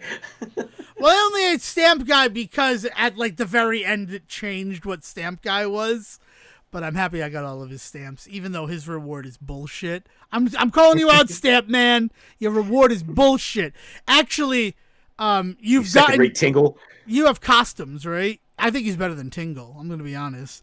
You've unlocked Fuck the you. ability to get costumes, right? I do. I like it better than Tingle. I don't know if I have, to be honest.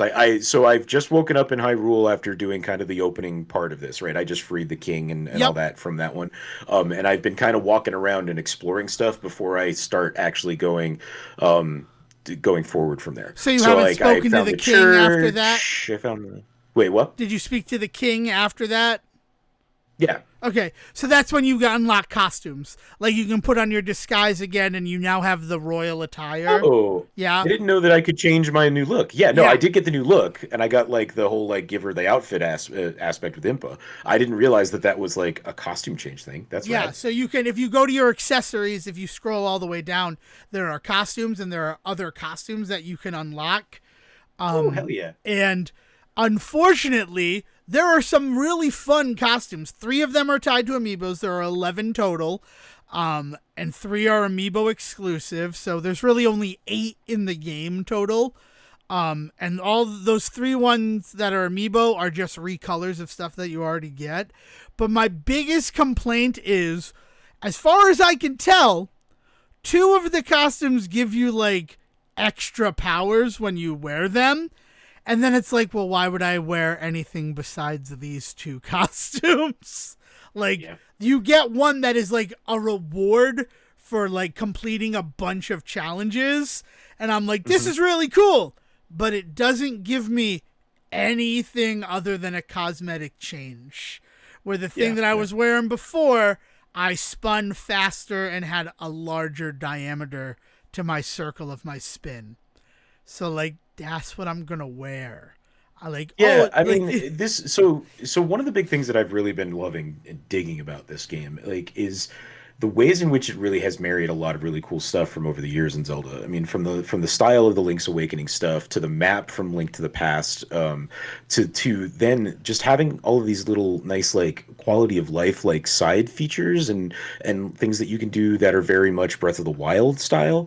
Like, there's a lot going on, right, between the kind of pseudo cooking aspect to this one with the whole smoothie game that you can play, right? To the costume stuff, to things like that. But I do think, much like people discovered in like Breath of the Wild, Tears of the Kingdom, in terms of the outfit stuff, you just find 1 or 2 that you're just like, these are what I wear. The wild thing is you're gonna talk to somebody like, you know, a year from now who's like super into this game, where like, yeah, I wear this one. It doesn't give me a boon, but like, it's my favorite one.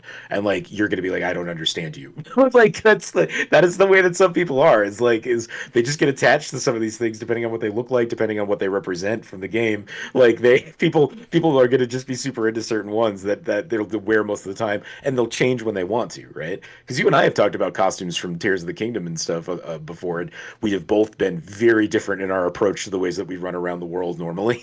Yes, that's very true. I mean, and plus, in Tears of the Kingdom, once you can start upgrading certain outfits, like I wore the little cloak for most of my Tears of the Kingdom, and I got it to level 4, and I was like invincible whenever I was wearing that cloak. Because it's like plus 16 defense, and I'm like, and I look good in it. Like, and it was not hard to upgrade because it is technically a normal piece of clothing. So it didn't require like flaming Hinox eyes. Did you ever get the man? So Tears of the Kingdom had that inevitable thing that always happens with these kind of costumey like award things. Is they had that one that you would get at the end of the game that you're like, man, this is awesome, but also it does like to what you're saying doesn't do nearly as much as everything I've had the whole game and I've been upgrading. But did you ever get the ancient one skin at the by the end of Tears of the Kingdom? I don't remember. Tears of the Kingdom was such a weird experience for me. When I was told I played it for 90 hours, I almost threw up. And I couldn't tell you. The only thing of those 90 hours I could tell you is when I accidentally stumbled into the final boss arena and then wasted 15 hours trying to beat it. And then I beat it. I cleared like the first couple of waves, and then, oh, surprise, surprise, you have to fight all of the bosses that you didn't defeat out in the world. And I'm like, you know what? I'm going to go back. Now it's time to leave. Now it's time to play the game proper. Yeah. That's but there's a skin one. at the end of that game where if you put it on, you basically just look like the ancient ones. Like you don't even look like Link anymore. Like your whole body changes. That's cool. And like it's a wild skin and the ways that ties into the story of that game, and you're just like, yeah, like actually this is cool. Like, and if I had gotten this 30, 40 hours ago and could have been working to upgrade this along with everything else, I would love to wear this now, but like I'm not gonna. And then I went right back to naked Link and like ran off into the woods. Like, yeah, it's an interesting sort of thing to figure out. Like, I don't think that horse riding is necessary in Echoes of Wisdom, but I get why they put it in there. But like, yeah, I haven't been able to find that stupid horse yet, but I'm gonna find it. I know you will. I believe in you. But Did you find the third? Sorry, we were talking about.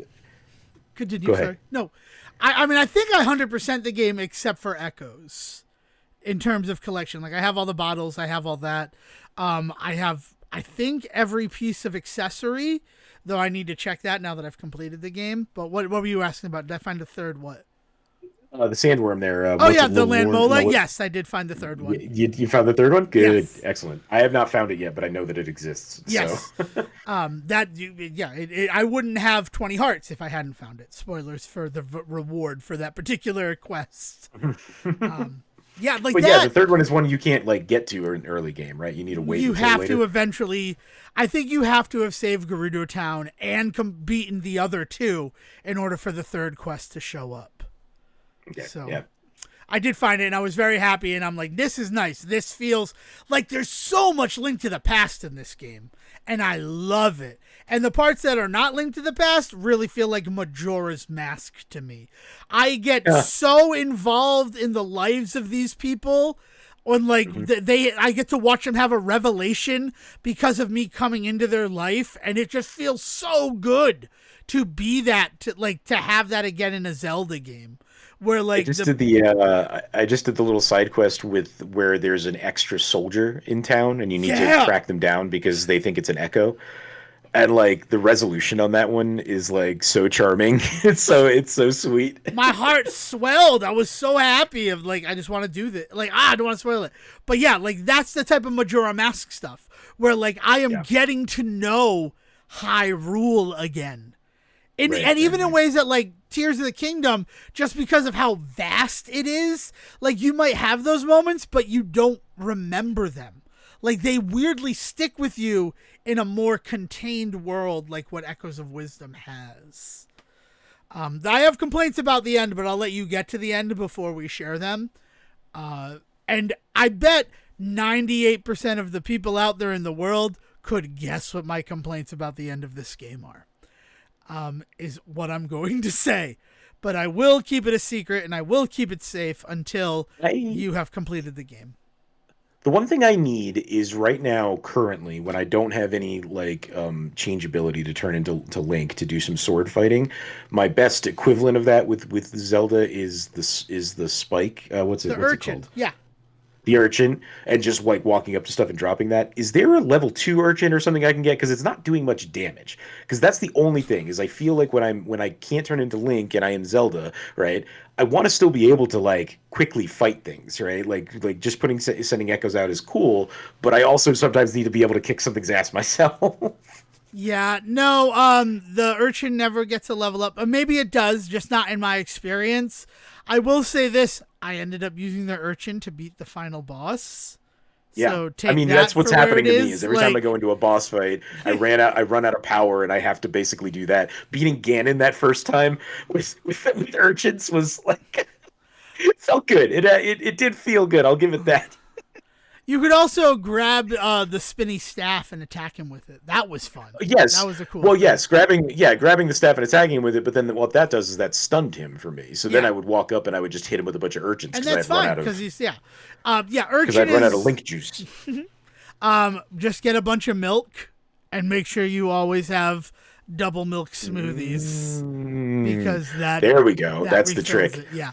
That and again, like I didn't really do that. What I ended up using mostly is twisted pumpkins in milk, because it gives almost a full bar of it and really good health growth as well. And I don't even know if you know what twisted pumpkins are for yet. Like that Well, was the so other thing. I got a twist. I got a handful of them for a quest I did, and I don't know what they do. It's something about key timing or something. It's about wind up.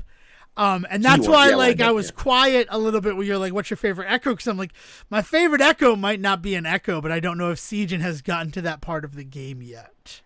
Well, it doesn't count if it's not an echo. What does that mean? My favorite echo might not be an echo. I mean, once you unlock this other form of thing, then we can have the discussion. All right, all right. Yeah. Yeah, no, but still loving that. Probably gonna jump into just playing a bunch of that today when we get off recording. I think But I'm that's been a gonna blast. do a bunch of time into Final Fantasy VI because I want to finally finish Final Fantasy VI because I want to do like the Dominion collection of Castlevania, all the DS games. Mostly, I want to finish Order of Ecclesia because I've never finished it. I've gotten very far in it, and I want to finally roll credits on that game because I like that game a lot. I really like Sonoa as a character and everything that she stands for, and I want to see how that game ends. It's like one of my only unfinished Castlevanias. And really, I was going to be like, oh, Silent Hill 2, but like, I watched some people play it. First of all, Silent Hill 2, like, go fuck yourself with the whole, you get it 2 days earlier if you pay us $10 extra thing, because everybody was streaming it and it was not available. Like, I hate how we, as people who play video games, are telling them this is something you can continue to do, right? Like, you can continue to sell us the game 2 days early. And then if you're a streamer, right, those 2 days for even like a game like Silent Hill 2, like that's a huge boon for you. That could make or break you getting an audience for a game. And watching it, and I'm just like, this game is goofy as fuck. But then I was reminded I could buy it physical, and I might buy it physical and then try to get rid of it, pawn it off to somebody else. Because, like, I part of me wants to like have the same sort of revelation as I did with the Resident Evil 2 remake with the Silent Hill 2 remake. But then I think about I didn't really like the one where the flower monster was chasing you. That just came out this year. So I'm like, maybe Right. I'm not a Silent Hill guy. Like maybe I can admit that. And then also watching Silent Hill 2 remake, I'm like, this game does not look like fun or as scary as the first Resident Evil 2 was for me.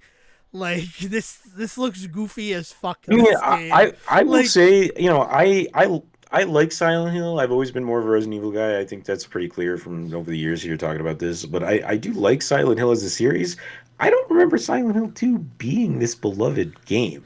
Like, in retrospect, I know a lot of people talk about their love of Silent Hill 2, but always felt like that came from a place of I know everybody else has this opinion about it, but I really enjoy it because of this, right? I had always gotten the impression because the other big thing is, for anybody that's not aware, but like I was not very big into playing scary games or watching scary games or any of that kind of stuff until much later in my like gaming life, because like I just don't, I'm not a big scary guy, but like scary games have, much like scary movies for me, there are good ones that I enjoy playing. Like if there's a good hook to it and I can get into it, then I can totally get on board with like a horror game. And like Silent Hill is one of those series that just I've never been able to get on board with. Like I like the concepts that are in them, and I love hearing people that love them like talk about them. But other than that, super not on board. And so maybe I'm not under remembering things from like a fan perspective, but I don't remember Silent Hill 2 being this like beloved game that deserved this kind of like retrospective that it seems to be getting right now. I thought it was one of those ones that fans were pretty meh on. If I had to talk about where the love for Silent Hill 2 comes from, Zero Punctuation always talked about how it was one of his favorite games. And I feel like that somehow got into the water, so like everybody now believes it. Again, this is my opinion. I never played it, right? So it might is. But I also think it's one of those in retrospect sort of this game is good.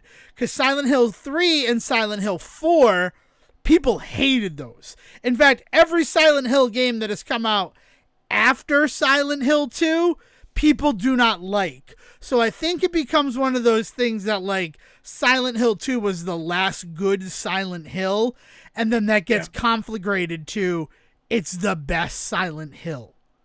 And then what something being the best means, right?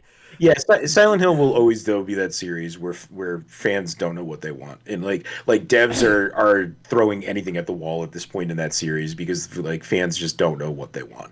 One was like a straight up just like puzzle room, like you're just you literally are just like in a room, right? Was there a whole like Wii one that was that way where you like look through the holes in your wall in order to like solve the mystery?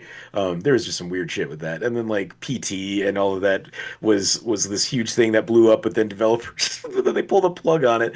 I don't know. I like fans and developers with that franchise will always that series will always be the we don't know what the fuck we're doing like gang. Yeah, I mean it's Konami. And Konami, like fuck Konami. They don't know what to do with their franchises. And then I say that as somebody like they make pachinko machines. Castlevania the Marbles game is so good.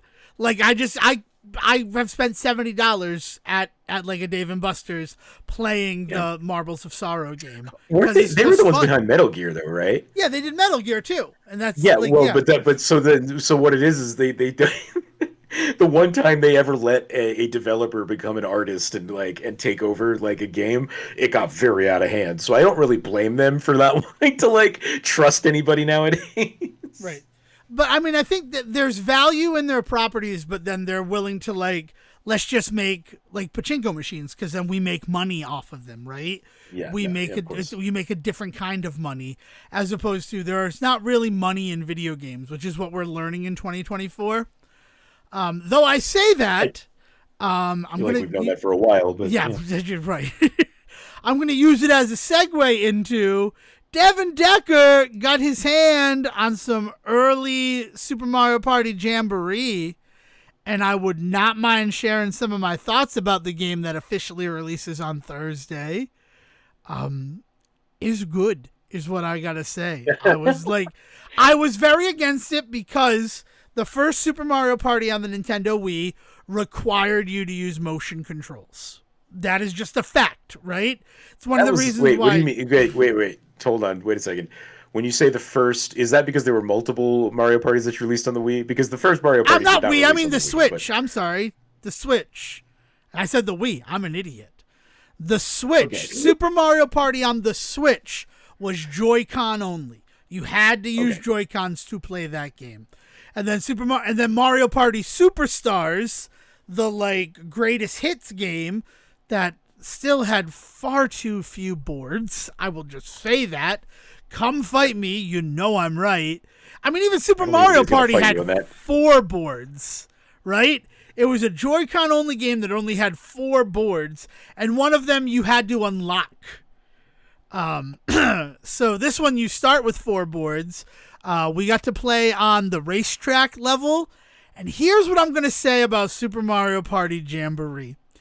The overworld stuff flies by. Like, we were on turn 6, and it felt like no time at all had passed. Like, fast. The overworld is fast. And we were playing at normal speed, normal difficulty for the CPU. The mini games, right?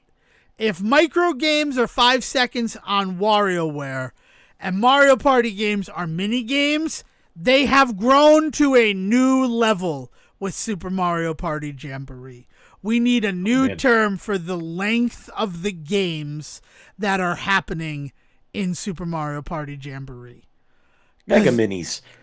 Macro games? I don't know. I do not know what to call it. They are, almost every game is 3 rounds. And it just feels like this is taking forever. And it's weird. It's like this weird thing. Because some of the games, like one of my favorite ones is called Trampoline. And it's the ants from Super Mario Land and Super Mario World 3D. And you have to jump on them, avoiding the ones that have the horned helmets on. And it's just until you're the last person who survives. That is like a Mario Party minigame that I can get behind.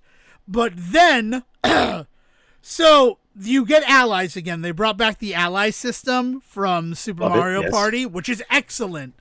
When you land on an ally space, everybody who is playing the game plays a unique mini game to that ally to try to get them on their side.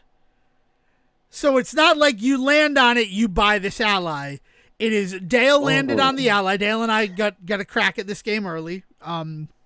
And she landed at the Wario space. She got an advantage in the mini game that followed to recruit him. She started with 5 extra points. But then it was a 10-round quiz. A 10-round quiz. And whoever had the most points at the end of it would get Wario as their ally. I love it. I'm in love with this. This is hilarious. I love that everybody gets it. I don't love that it is a 10-round quiz in the middle of the Mario Party. Like, it is... I don't know. It feels like they're... Well, so there's 2 things that I'm thinking. Like it feels like they're feeling the vibe that people are always playing Mario Party more for the mini games than they are for the boards, right? And that's something that they've kind of understood for a while, which is why they put out that really weird boardless mini game collection, the like 100 best ones, whatever that one was called.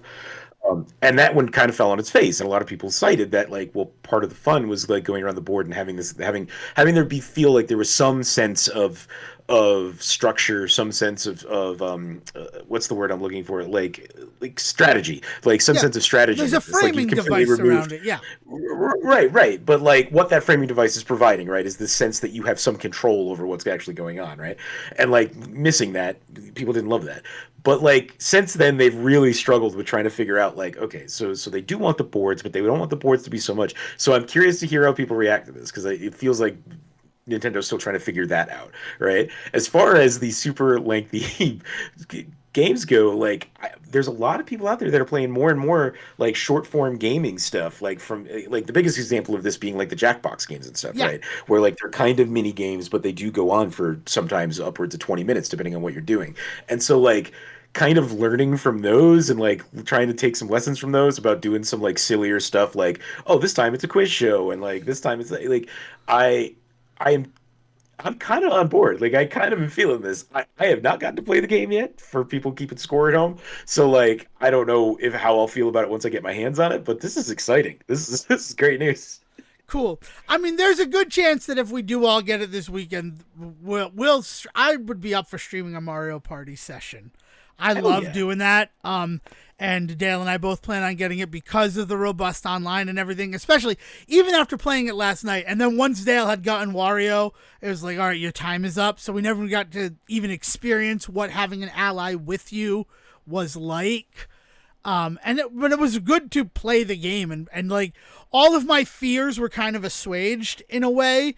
But then the new fear was, are these mini games too long? Because, like, that 10-round one to get Wario, I was happy that everybody got a shot at getting Wario. That made me very excited. So if you're good at games, you can still get this ally. And the ally does not stay with you for the remainder of the game.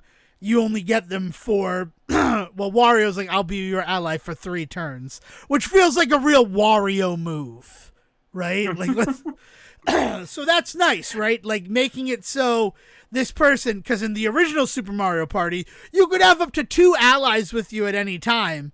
And like you could roll 3 die in a turn, and it's like, and depending on what those allies' powers were, you could really fuck some shit up. Yeah, because like that was the other thing, right? Because that was the one where everybody had a unique die as well. Yes, so it was an interesting thing.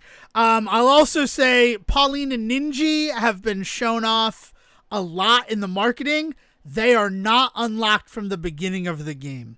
There is a single player mode. Party Planner is what it is called, and I imagine that they're tied to unlocking that because we got to explore around a little too, and all the shops are like cards, reactions, music. There was no way to buy characters in any of them, and maybe just because we hadn't unlocked it yet because it was very early in the game.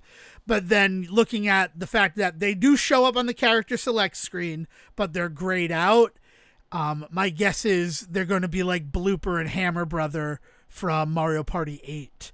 And also you talk about them wanting to like kind of racing to removing the board. Remember Mario Party 9 and 10 where everybody was just in the car and you moved along the board together? Like, yeah, everybody just moved together, right? One person would roll, but everybody would move that distance together, yeah. Yeah. So, I mean, like, I'm glad we're away from that. And the racetrack was fun because they were all in carts, and I really liked the, like, aesthetics and the board, like, unique things. Like, if you land on a spot, it could launch you to the other side of the lap. Completing a lap, 1 lap got you 10 coins, 2 got you 20, 3 got you 30, and so on.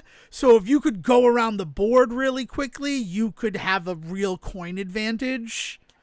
Like, I'm very excited to play a full game of Super Mario Party Jamboree. Yeah, good shit, man. After getting like a 35-minute experience with it on Friday. So, yeah, it was cool. So that's it. I don't know if there's anything else that I really feel the need to talk about. I'll be honest with you. If we're going back to basics, did you have any other topics, Siege, or...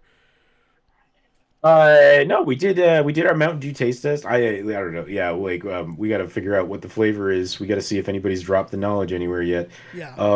But I feel like it's strawberry forward. I'd put my money on strawberry.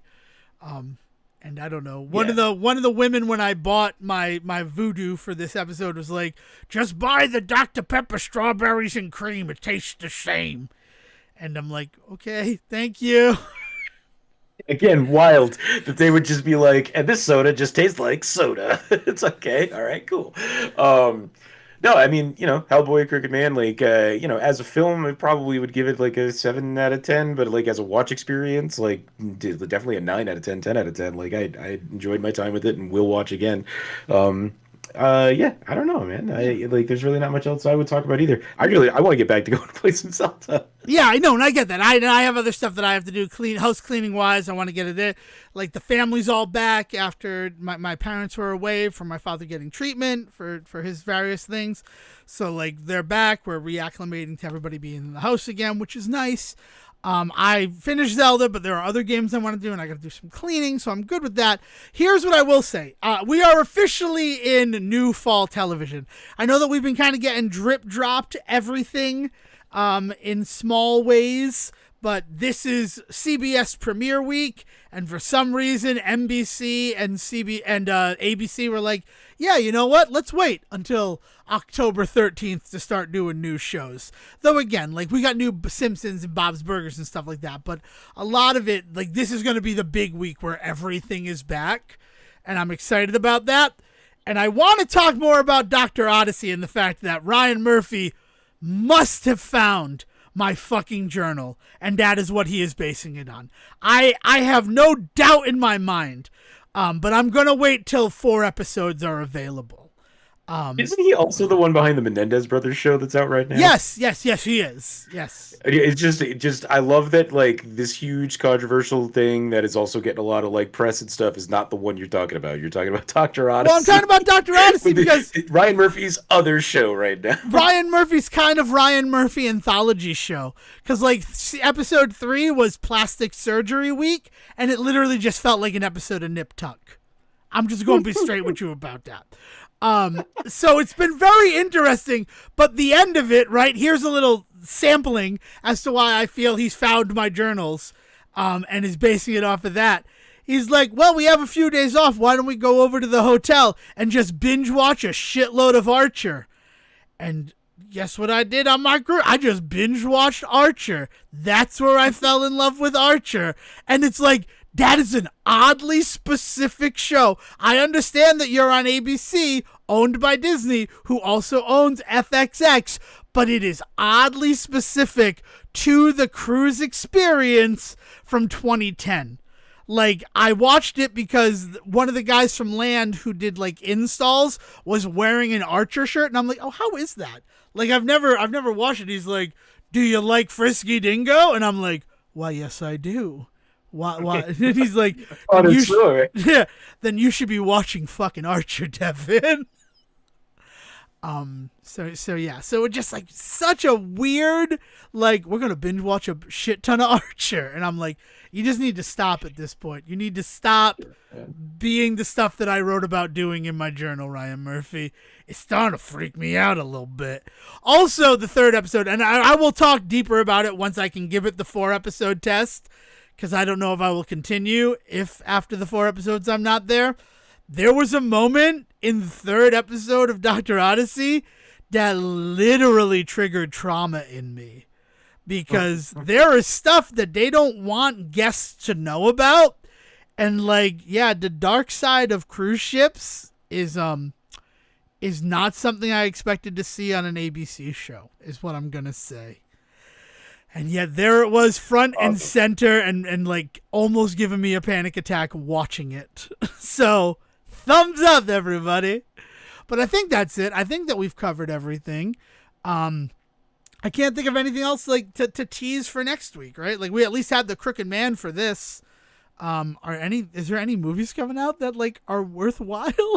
Like, I don't know, man. We did in the continue of the Hollow Watching stuff. Crooked Man was a good one in that. But we did Box Trolls. Nice, I love the So Box we're Trolls. yeah, so we're doing some sillier Halloween stuff. We might do Gremlins. I know technically it's a Christmas movie, but the family's never seen it, and I adore that film. So just in the ability to find something even remotely creepy or weird, on my own. Gremlins. I love But Gremlins. seriously, I've been seriously considering doing Nothing But Trouble again. I don't know why. I got this like weird itch in the back of my brain to watch that movie again. Excellent. I'm trying to think.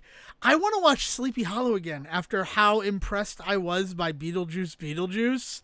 Like, I really, really liked that movie. Watching it a second time, I'm like, yeah, this is just like a fun movie. It's a little slow. I'll admit that. The second time through, I'm like, oh, without the anticipation and knowing what's going to happen, this movie got a little slow. And for it being 90 minutes long, that's a complaint worth having. So, but I'm very happy I've now seen it twice.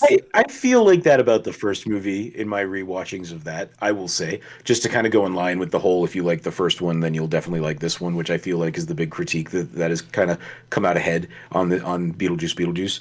And I feel that same way about the first one. Like, if it's a little slow in parts, once you kind of know what that movie's beats are. Yeah. I'll agree. I mean, there's so few Beetlejuice in the first movie. Right? Mm-hmm. Like, to the fact that Michael Keaton's like, I'll do a sequel, but I gotta be in more of the fucking movie, Tim. Mm-hmm. And he's like, I made you Batman. And he's like, I gotta be in more of the fucking movie, Tim. Maybe that's what I'll do. I was thinking about doing Batman Returns, which I feel like, again, I think is more of a Christmas movie. But I think in terms of like the weird Tim Burton-y aspects of that one, I think might be good too. Yeah, I want to watch Batman 86 and 89. I still have to watch the Batman so that I can watch the Penguin with people in the house, though it might be at the point where I'm getting past it. Oh, I finished Anger Management. That's the last thing I want to do. I watched the 4th and 5th seasons of Anger Management. I like that show. It feels like a weird continue. I don't know. I really liked it. And the one thing I wanted to have happen was Michael Boatman to come back in the 4th or 5th season. And he came back, and it was one of the best scenes of the later part of that series. The post-Selma Blair era of Anger Management. And honestly, it's weird to look at that show, which is now 12 years old, right? And that they pumped out 90 episodes. They had 10 episodes that fucking proved concept, and then they pumped out 90 episodes to get to that 100 episode syndication magic number. And like that didn't become the norm is so strange to me. As we look at people like, why are Netflix shows failing? And people are like, how was Velma canceled? I thought it was already canceled. And it's like, yeah, but they ordered 20 episodes of the show in the beginning. Right. So, like, yeah, you really didn't get 2 seasons. You got 20 episodes that were broken up into 2 seasons. This is kind of the other side of the coin of that conversation that I keep trying to start with people about. Like, we have to stop talking about shows as if they were canceled when all that happened was a contract was signed for 20 episodes. They did those 20 episodes and they weren't renewed. Yeah, there's a way to look at that as a statement on the work, and we definitely should talk about it that way. But that's very different than we signed you up for 26 episodes this season, but we're cutting you off at 13, right? Which is like, to me, like, that is the attitude that I feel like people often have about these things. Or like you get like a pilot, it gets picked up for a series, but then after 2 or 3 episodes, it gets pulled from the air. So like Clerks, the animated series, that was canceled. That was with the expectation that like they were going to be doing more than this 6 episodes. And right? only that 2 episodes aired. Show. 6 episodes were made, 2 episodes aired, and then never aired again. No episodes of Clerks were shown on ABC ever again. We had to wait for the DVD to see the rest of them. And while there definitely were undoubtedly people working on Velma that were affected by the fact that it didn't get renewed, and like I think that is an important like thing to remember and all of that, but it's not fair to talk about that show as being canceled when people that had worked on that probably had stopped working on it a year and a half earlier, 2 years, saw the writing on the wall the way the first one had been the first season had been received, and have moved on to other things that by the time this show comes out and they're saying, hey, we're not making any more of this, people are like, oh, they finally canceled that show. That'll show Mindy Kaling. And it's just like, calm down. I'm sure Mindy Kaling has already gotten another book written and has 2 more pilots in the works. So she's like, working with either Peacock or Paramount on a new show. Like, the weird thing about it is that people are like, oh, I'm happy as it, and everybody's like, you can't be happy. People lost their jobs. But like the David Zaslav destruction of HBO Max when they like got rid of stuff, the Batgirl like destruction and everything there. Part of that wave of destruction that David Zaslav left in his wake was we've ended our contract with Mindy Kaling. So, like, when the second season came along, I was surprised. I'm like, well, they ended the contract. But then I read it, and I'm like, oh, it was picked up for 20 episodes. So that's all this was, right? But we knew a full year before the second season of Velma ever aired an episode that there was not going to be any more. Because they very publicly said, we have decided not to renew our contract with Mindy Kaling. Right. So, like, oh, okay. And maybe it's going to happen without it. But all of these people, like, you're being happy because people lost their jobs. And then people who worked on the show are like, yeah, but I lost that job a year ago, and now I'm working on 2 other things. Like, I understand where you're coming from. Like, yes, jobs are affected when a show is canceled. But this one's been canceled for a while. Like, I don't even think about it. Like, I think my biggest problem with this conversation about like when non-industry people get a hold of the news that something is not renewed / canceled / never got picked up, whatever the situation is, it all becomes this monolithic idea of this is an indictment on the work in some way. And sometimes that's just not the case. like even in this situation with the stuff going on with Velma, like there was by all accounts, there was not much left in the tank for what they wanted to do, and then added to that the reaction to it. Like I have not heard somebody coming out being like, here was the 5 year plan, right? And sometimes there just isn't one.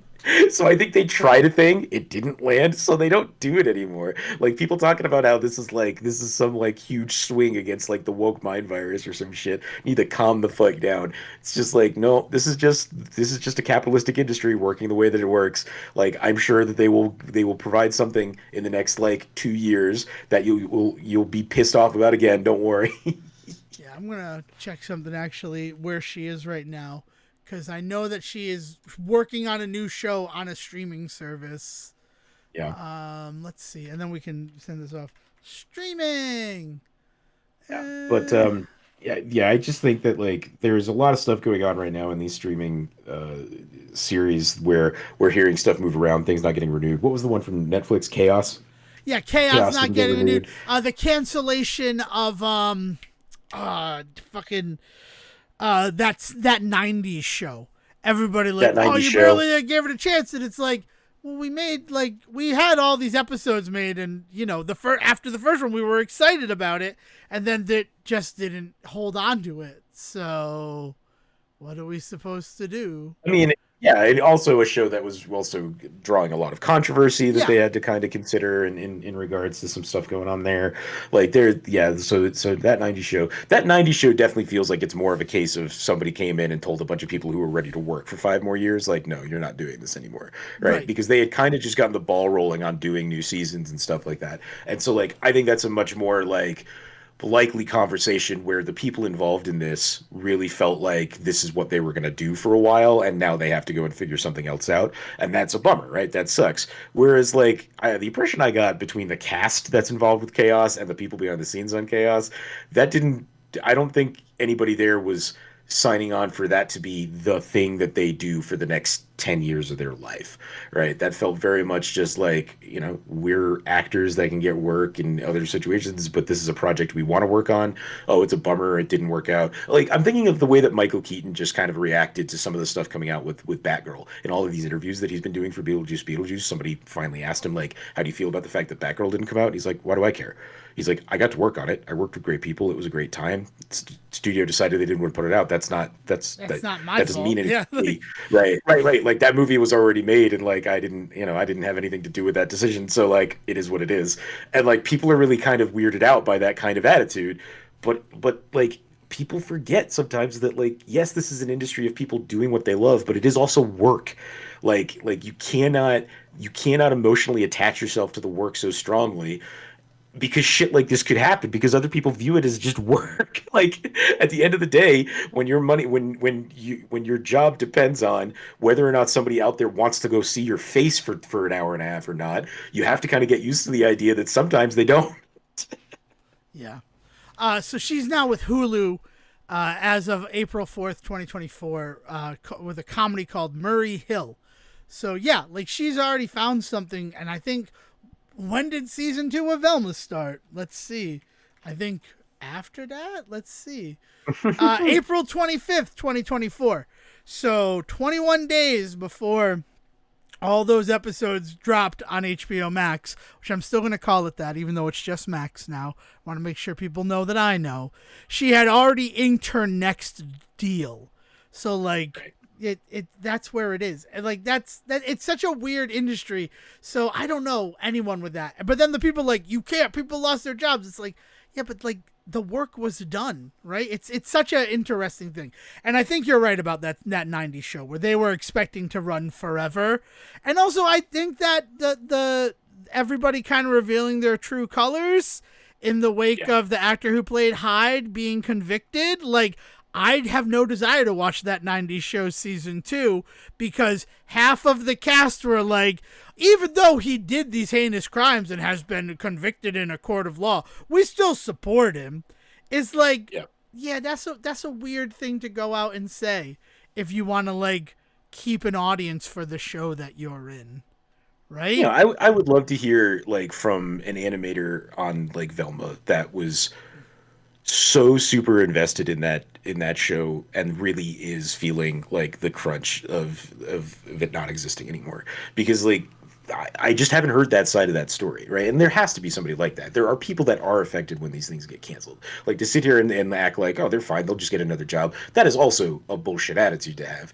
It's just that the people that the criticism get aimed at, the people that are called out on Twitter and the ones that people take some schadenfreude and watching fail are never the ones that actually are going to be suffering from this. The people that are actually going to be hurt are going to be like, you know, the second and third string writers. They're going to be the people that were staying up late to make sure that these animated shows were actually getting animated. It's going to be the people that are showing up at 5 o'clock in the morning on these live action shows, making sure that the lights are set right and the set is good. Like those are the people that, like, yeah, it sucks when a show gets canceled because that guaranteed work is always nice, you know, but they're not the ones that people want to talk about when this shit goes on. People want to talk about the likes of Mindy Kaling, or even us when we want to take aim at Zaslav, right? Like there's something to be said about this idea that, like, it sucks when these shows get canceled, and that people can't kind of depend on steady work. Like that is, I think, the conversation that I want to hear people start having, right? That we should start having. What? That, like, I want to see, like, where are these shows that are lasting 15 years? Where's the next Supernatural? Where's the next Arrowverse show that, like, is going to just churn out? And I think part of the problem is that as audience members, we don't want those kinds of shows anymore. So, like, what is it? Do you want this thing that gives you, like, a good punch in the stomach after one season, and then that's it, and we walk away and we talk about, oh, this great art, and they felt like they didn't need to ruin it with, like, filler episodes and all this stuff? Or do we want to talk about how there aren't any shows anymore that last a while, that, like, that have people, like, have sticking power, that are creating people behind the scenes as well as on screen that are really going to lead the industry? Like, which is it? What do we want? Yeah. And I think the last thing is that idea of steady employment in Hollywood, even if you're working on a show that's been canceled, things like that, is a thing of the past. In the wake of the strikes from last year, it just feels like Hollywood is not creating as much as it was before. And it could be the fact that they're trying to ramp up after literally having the machine come to a halt. But a lot of people that I know who work in the industry are not working in the industry anymore because it is harder to get a job because there's just less jobs to go around. And I don't know if we'll see that heal. I don't know if it is just a symptom of everything that's going on with how things are created now. But yeah, it's a real thing to look at. Even though we look at, and the big thing that we focus on is Zaslav being like, we're going to kill a bunch of this stuff. We're going to torch it for the tax write-off.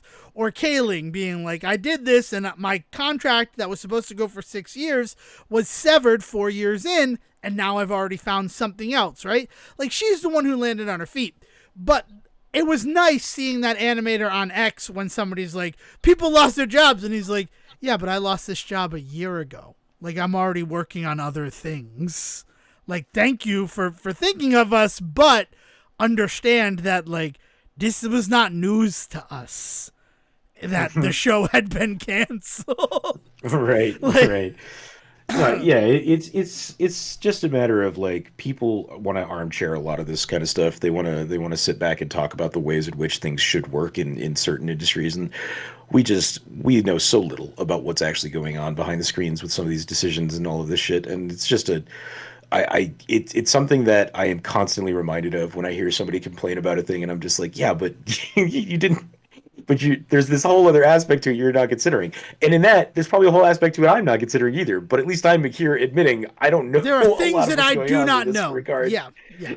The deluge of dark water I allowed to flow over me this past week regarding Joker Fale Adu just tells me how many people are out there on YouTube saying the same things about an industry that they really only get to watch from the outside.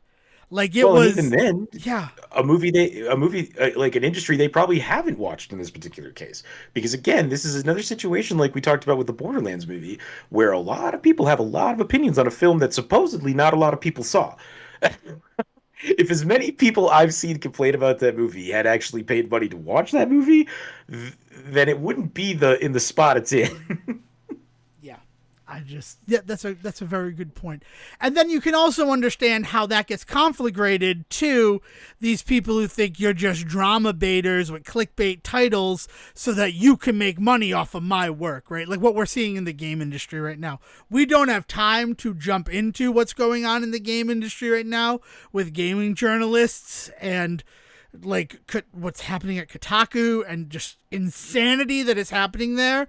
But like the idea that like you make videos criticizing what we do and that makes you $1 million, I understand why people think that is the case. But if there were people making $1 million by reporting on like bad gaming journalist reviews, like we would know about it. There's too many voices for there to be people making that much money by saying this is a thing that happened. Yeah, I mean, they're looking at people like Asmongold and stuff who reportedly make a lot of money doing their shit. I don't know. I'm not as up on those kinds of Neither YouTubers am as I. on Like some that's other the ones. thing. So there are people who make money, but again, like everybody is not making that money. There are a few outliers in YouTube, but there's a reason why there are so many people on YouTube who are sharing their opinions. First of all, it's because the American education system, and this is my opinion, I do not speak for Sejohn, but I have come to find this out, all it prepares us for is reviewing things, right? What is a book report if not read this book and give us your review on it? And how many fucking book reports did you do in your 12 years of schooling, Sejohn? Yeah, I mean, what it was supposed to be teaching us was how to pull out important details and to question certain motivations and plot points and things like that. So if you had the right person showing you how to do them, I feel like they would have been more, applicable. But I think you're right that for a lot of people they just turned into here's the book I read and here's why I didn't like it, essentially. Or here's what I did like about it. I mean, you're not wrong. I think the vast majority is Tom Sawyer is a book that I didn't like because Tom Sawyer got to fake his death and I will never have the opportunity to do that. Tom Sawyer is able to trick a bunch of kids into painting a fence by making them think it is fun. I hate Tom Sawyer, both the book and the character. Mic drop. I do not feel that way. This has been my report. Thank you very much. Yeah, this has been my report. Oh God, the five paragraph essay. Like, I mean, what's that? Like, and it's, you watch it, right? Apply that intro, the body being 3 paragraphs on a separate topic, closing. That is also the structure for the 10-minute opinion YouTube video.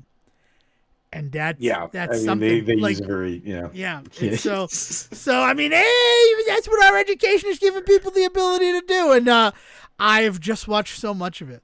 Which I guess the last thing I'm going to say is I have officially launched in the collaboration project that I'm a part of, which is Pokemon D&D. That is every Tuesday at 8:30 on Uncommon Soap's YouTube channel. I had fun this first week. I've had a very weird relationship with Dungeons and Dragons, which has also been, mostly categorized and captured on episodes of the Say Report. But I'm having fun so far, but it's only been one session, so we'll see. But if you want to see Devon Decker playing a character who doesn't know if he's Australian or Scottish, come on out to Uncommon Soap's channel on YouTube every Tuesday at 8:30 for Pokemon Dungeons and Dragons. It's a thing I'm doing. Nice. Yeah. Anything left for you to say, Sejohn? I feel like I've asked you that 4 times. Yeah, okay. So Sejohn's done. We're done. Thank you for joining us for this episode of the Say Report. If you want to keep the conversation going, you can join us in our Discord. If you find us on Facebook or X, formerly Twitter, there are invites available there. Or you can always send us an email to thesayreport@gmail.com, and we can give you an invitation that way. That way it'll be more bespoke, right? Like we'll also write something with the invitation. Or if you're real old school and email's the only way that you like communicate with people. We will also engage with you if you send emails to us at thesayReport@gmail.com. You damn millennial. Right? Or office worker, right? I still do a lot of email in my job in an office. Like, I act like it's such a dinosaur, but it's still kind of the lifeblood of how a lot of work gets done in this country. And the thing to remember, if you are going to send us an email, if you want it only for my or Sejohn's eyes, put our name in the subject line, and our intern, who does not exist, will distribute them appropriately. That being said, William, please bring us home. Have a good one, everyone. Thank you for listening to the Say Report with your host Devon Decker and Sejohn Serwick. Please follow the guys on Twitter and Facebook by searching for The Say Report, and you can always subscribe on your podcast channel so this is delivered straight to you and you can enjoy it every week. With apologies to your mother, we'll see you next time.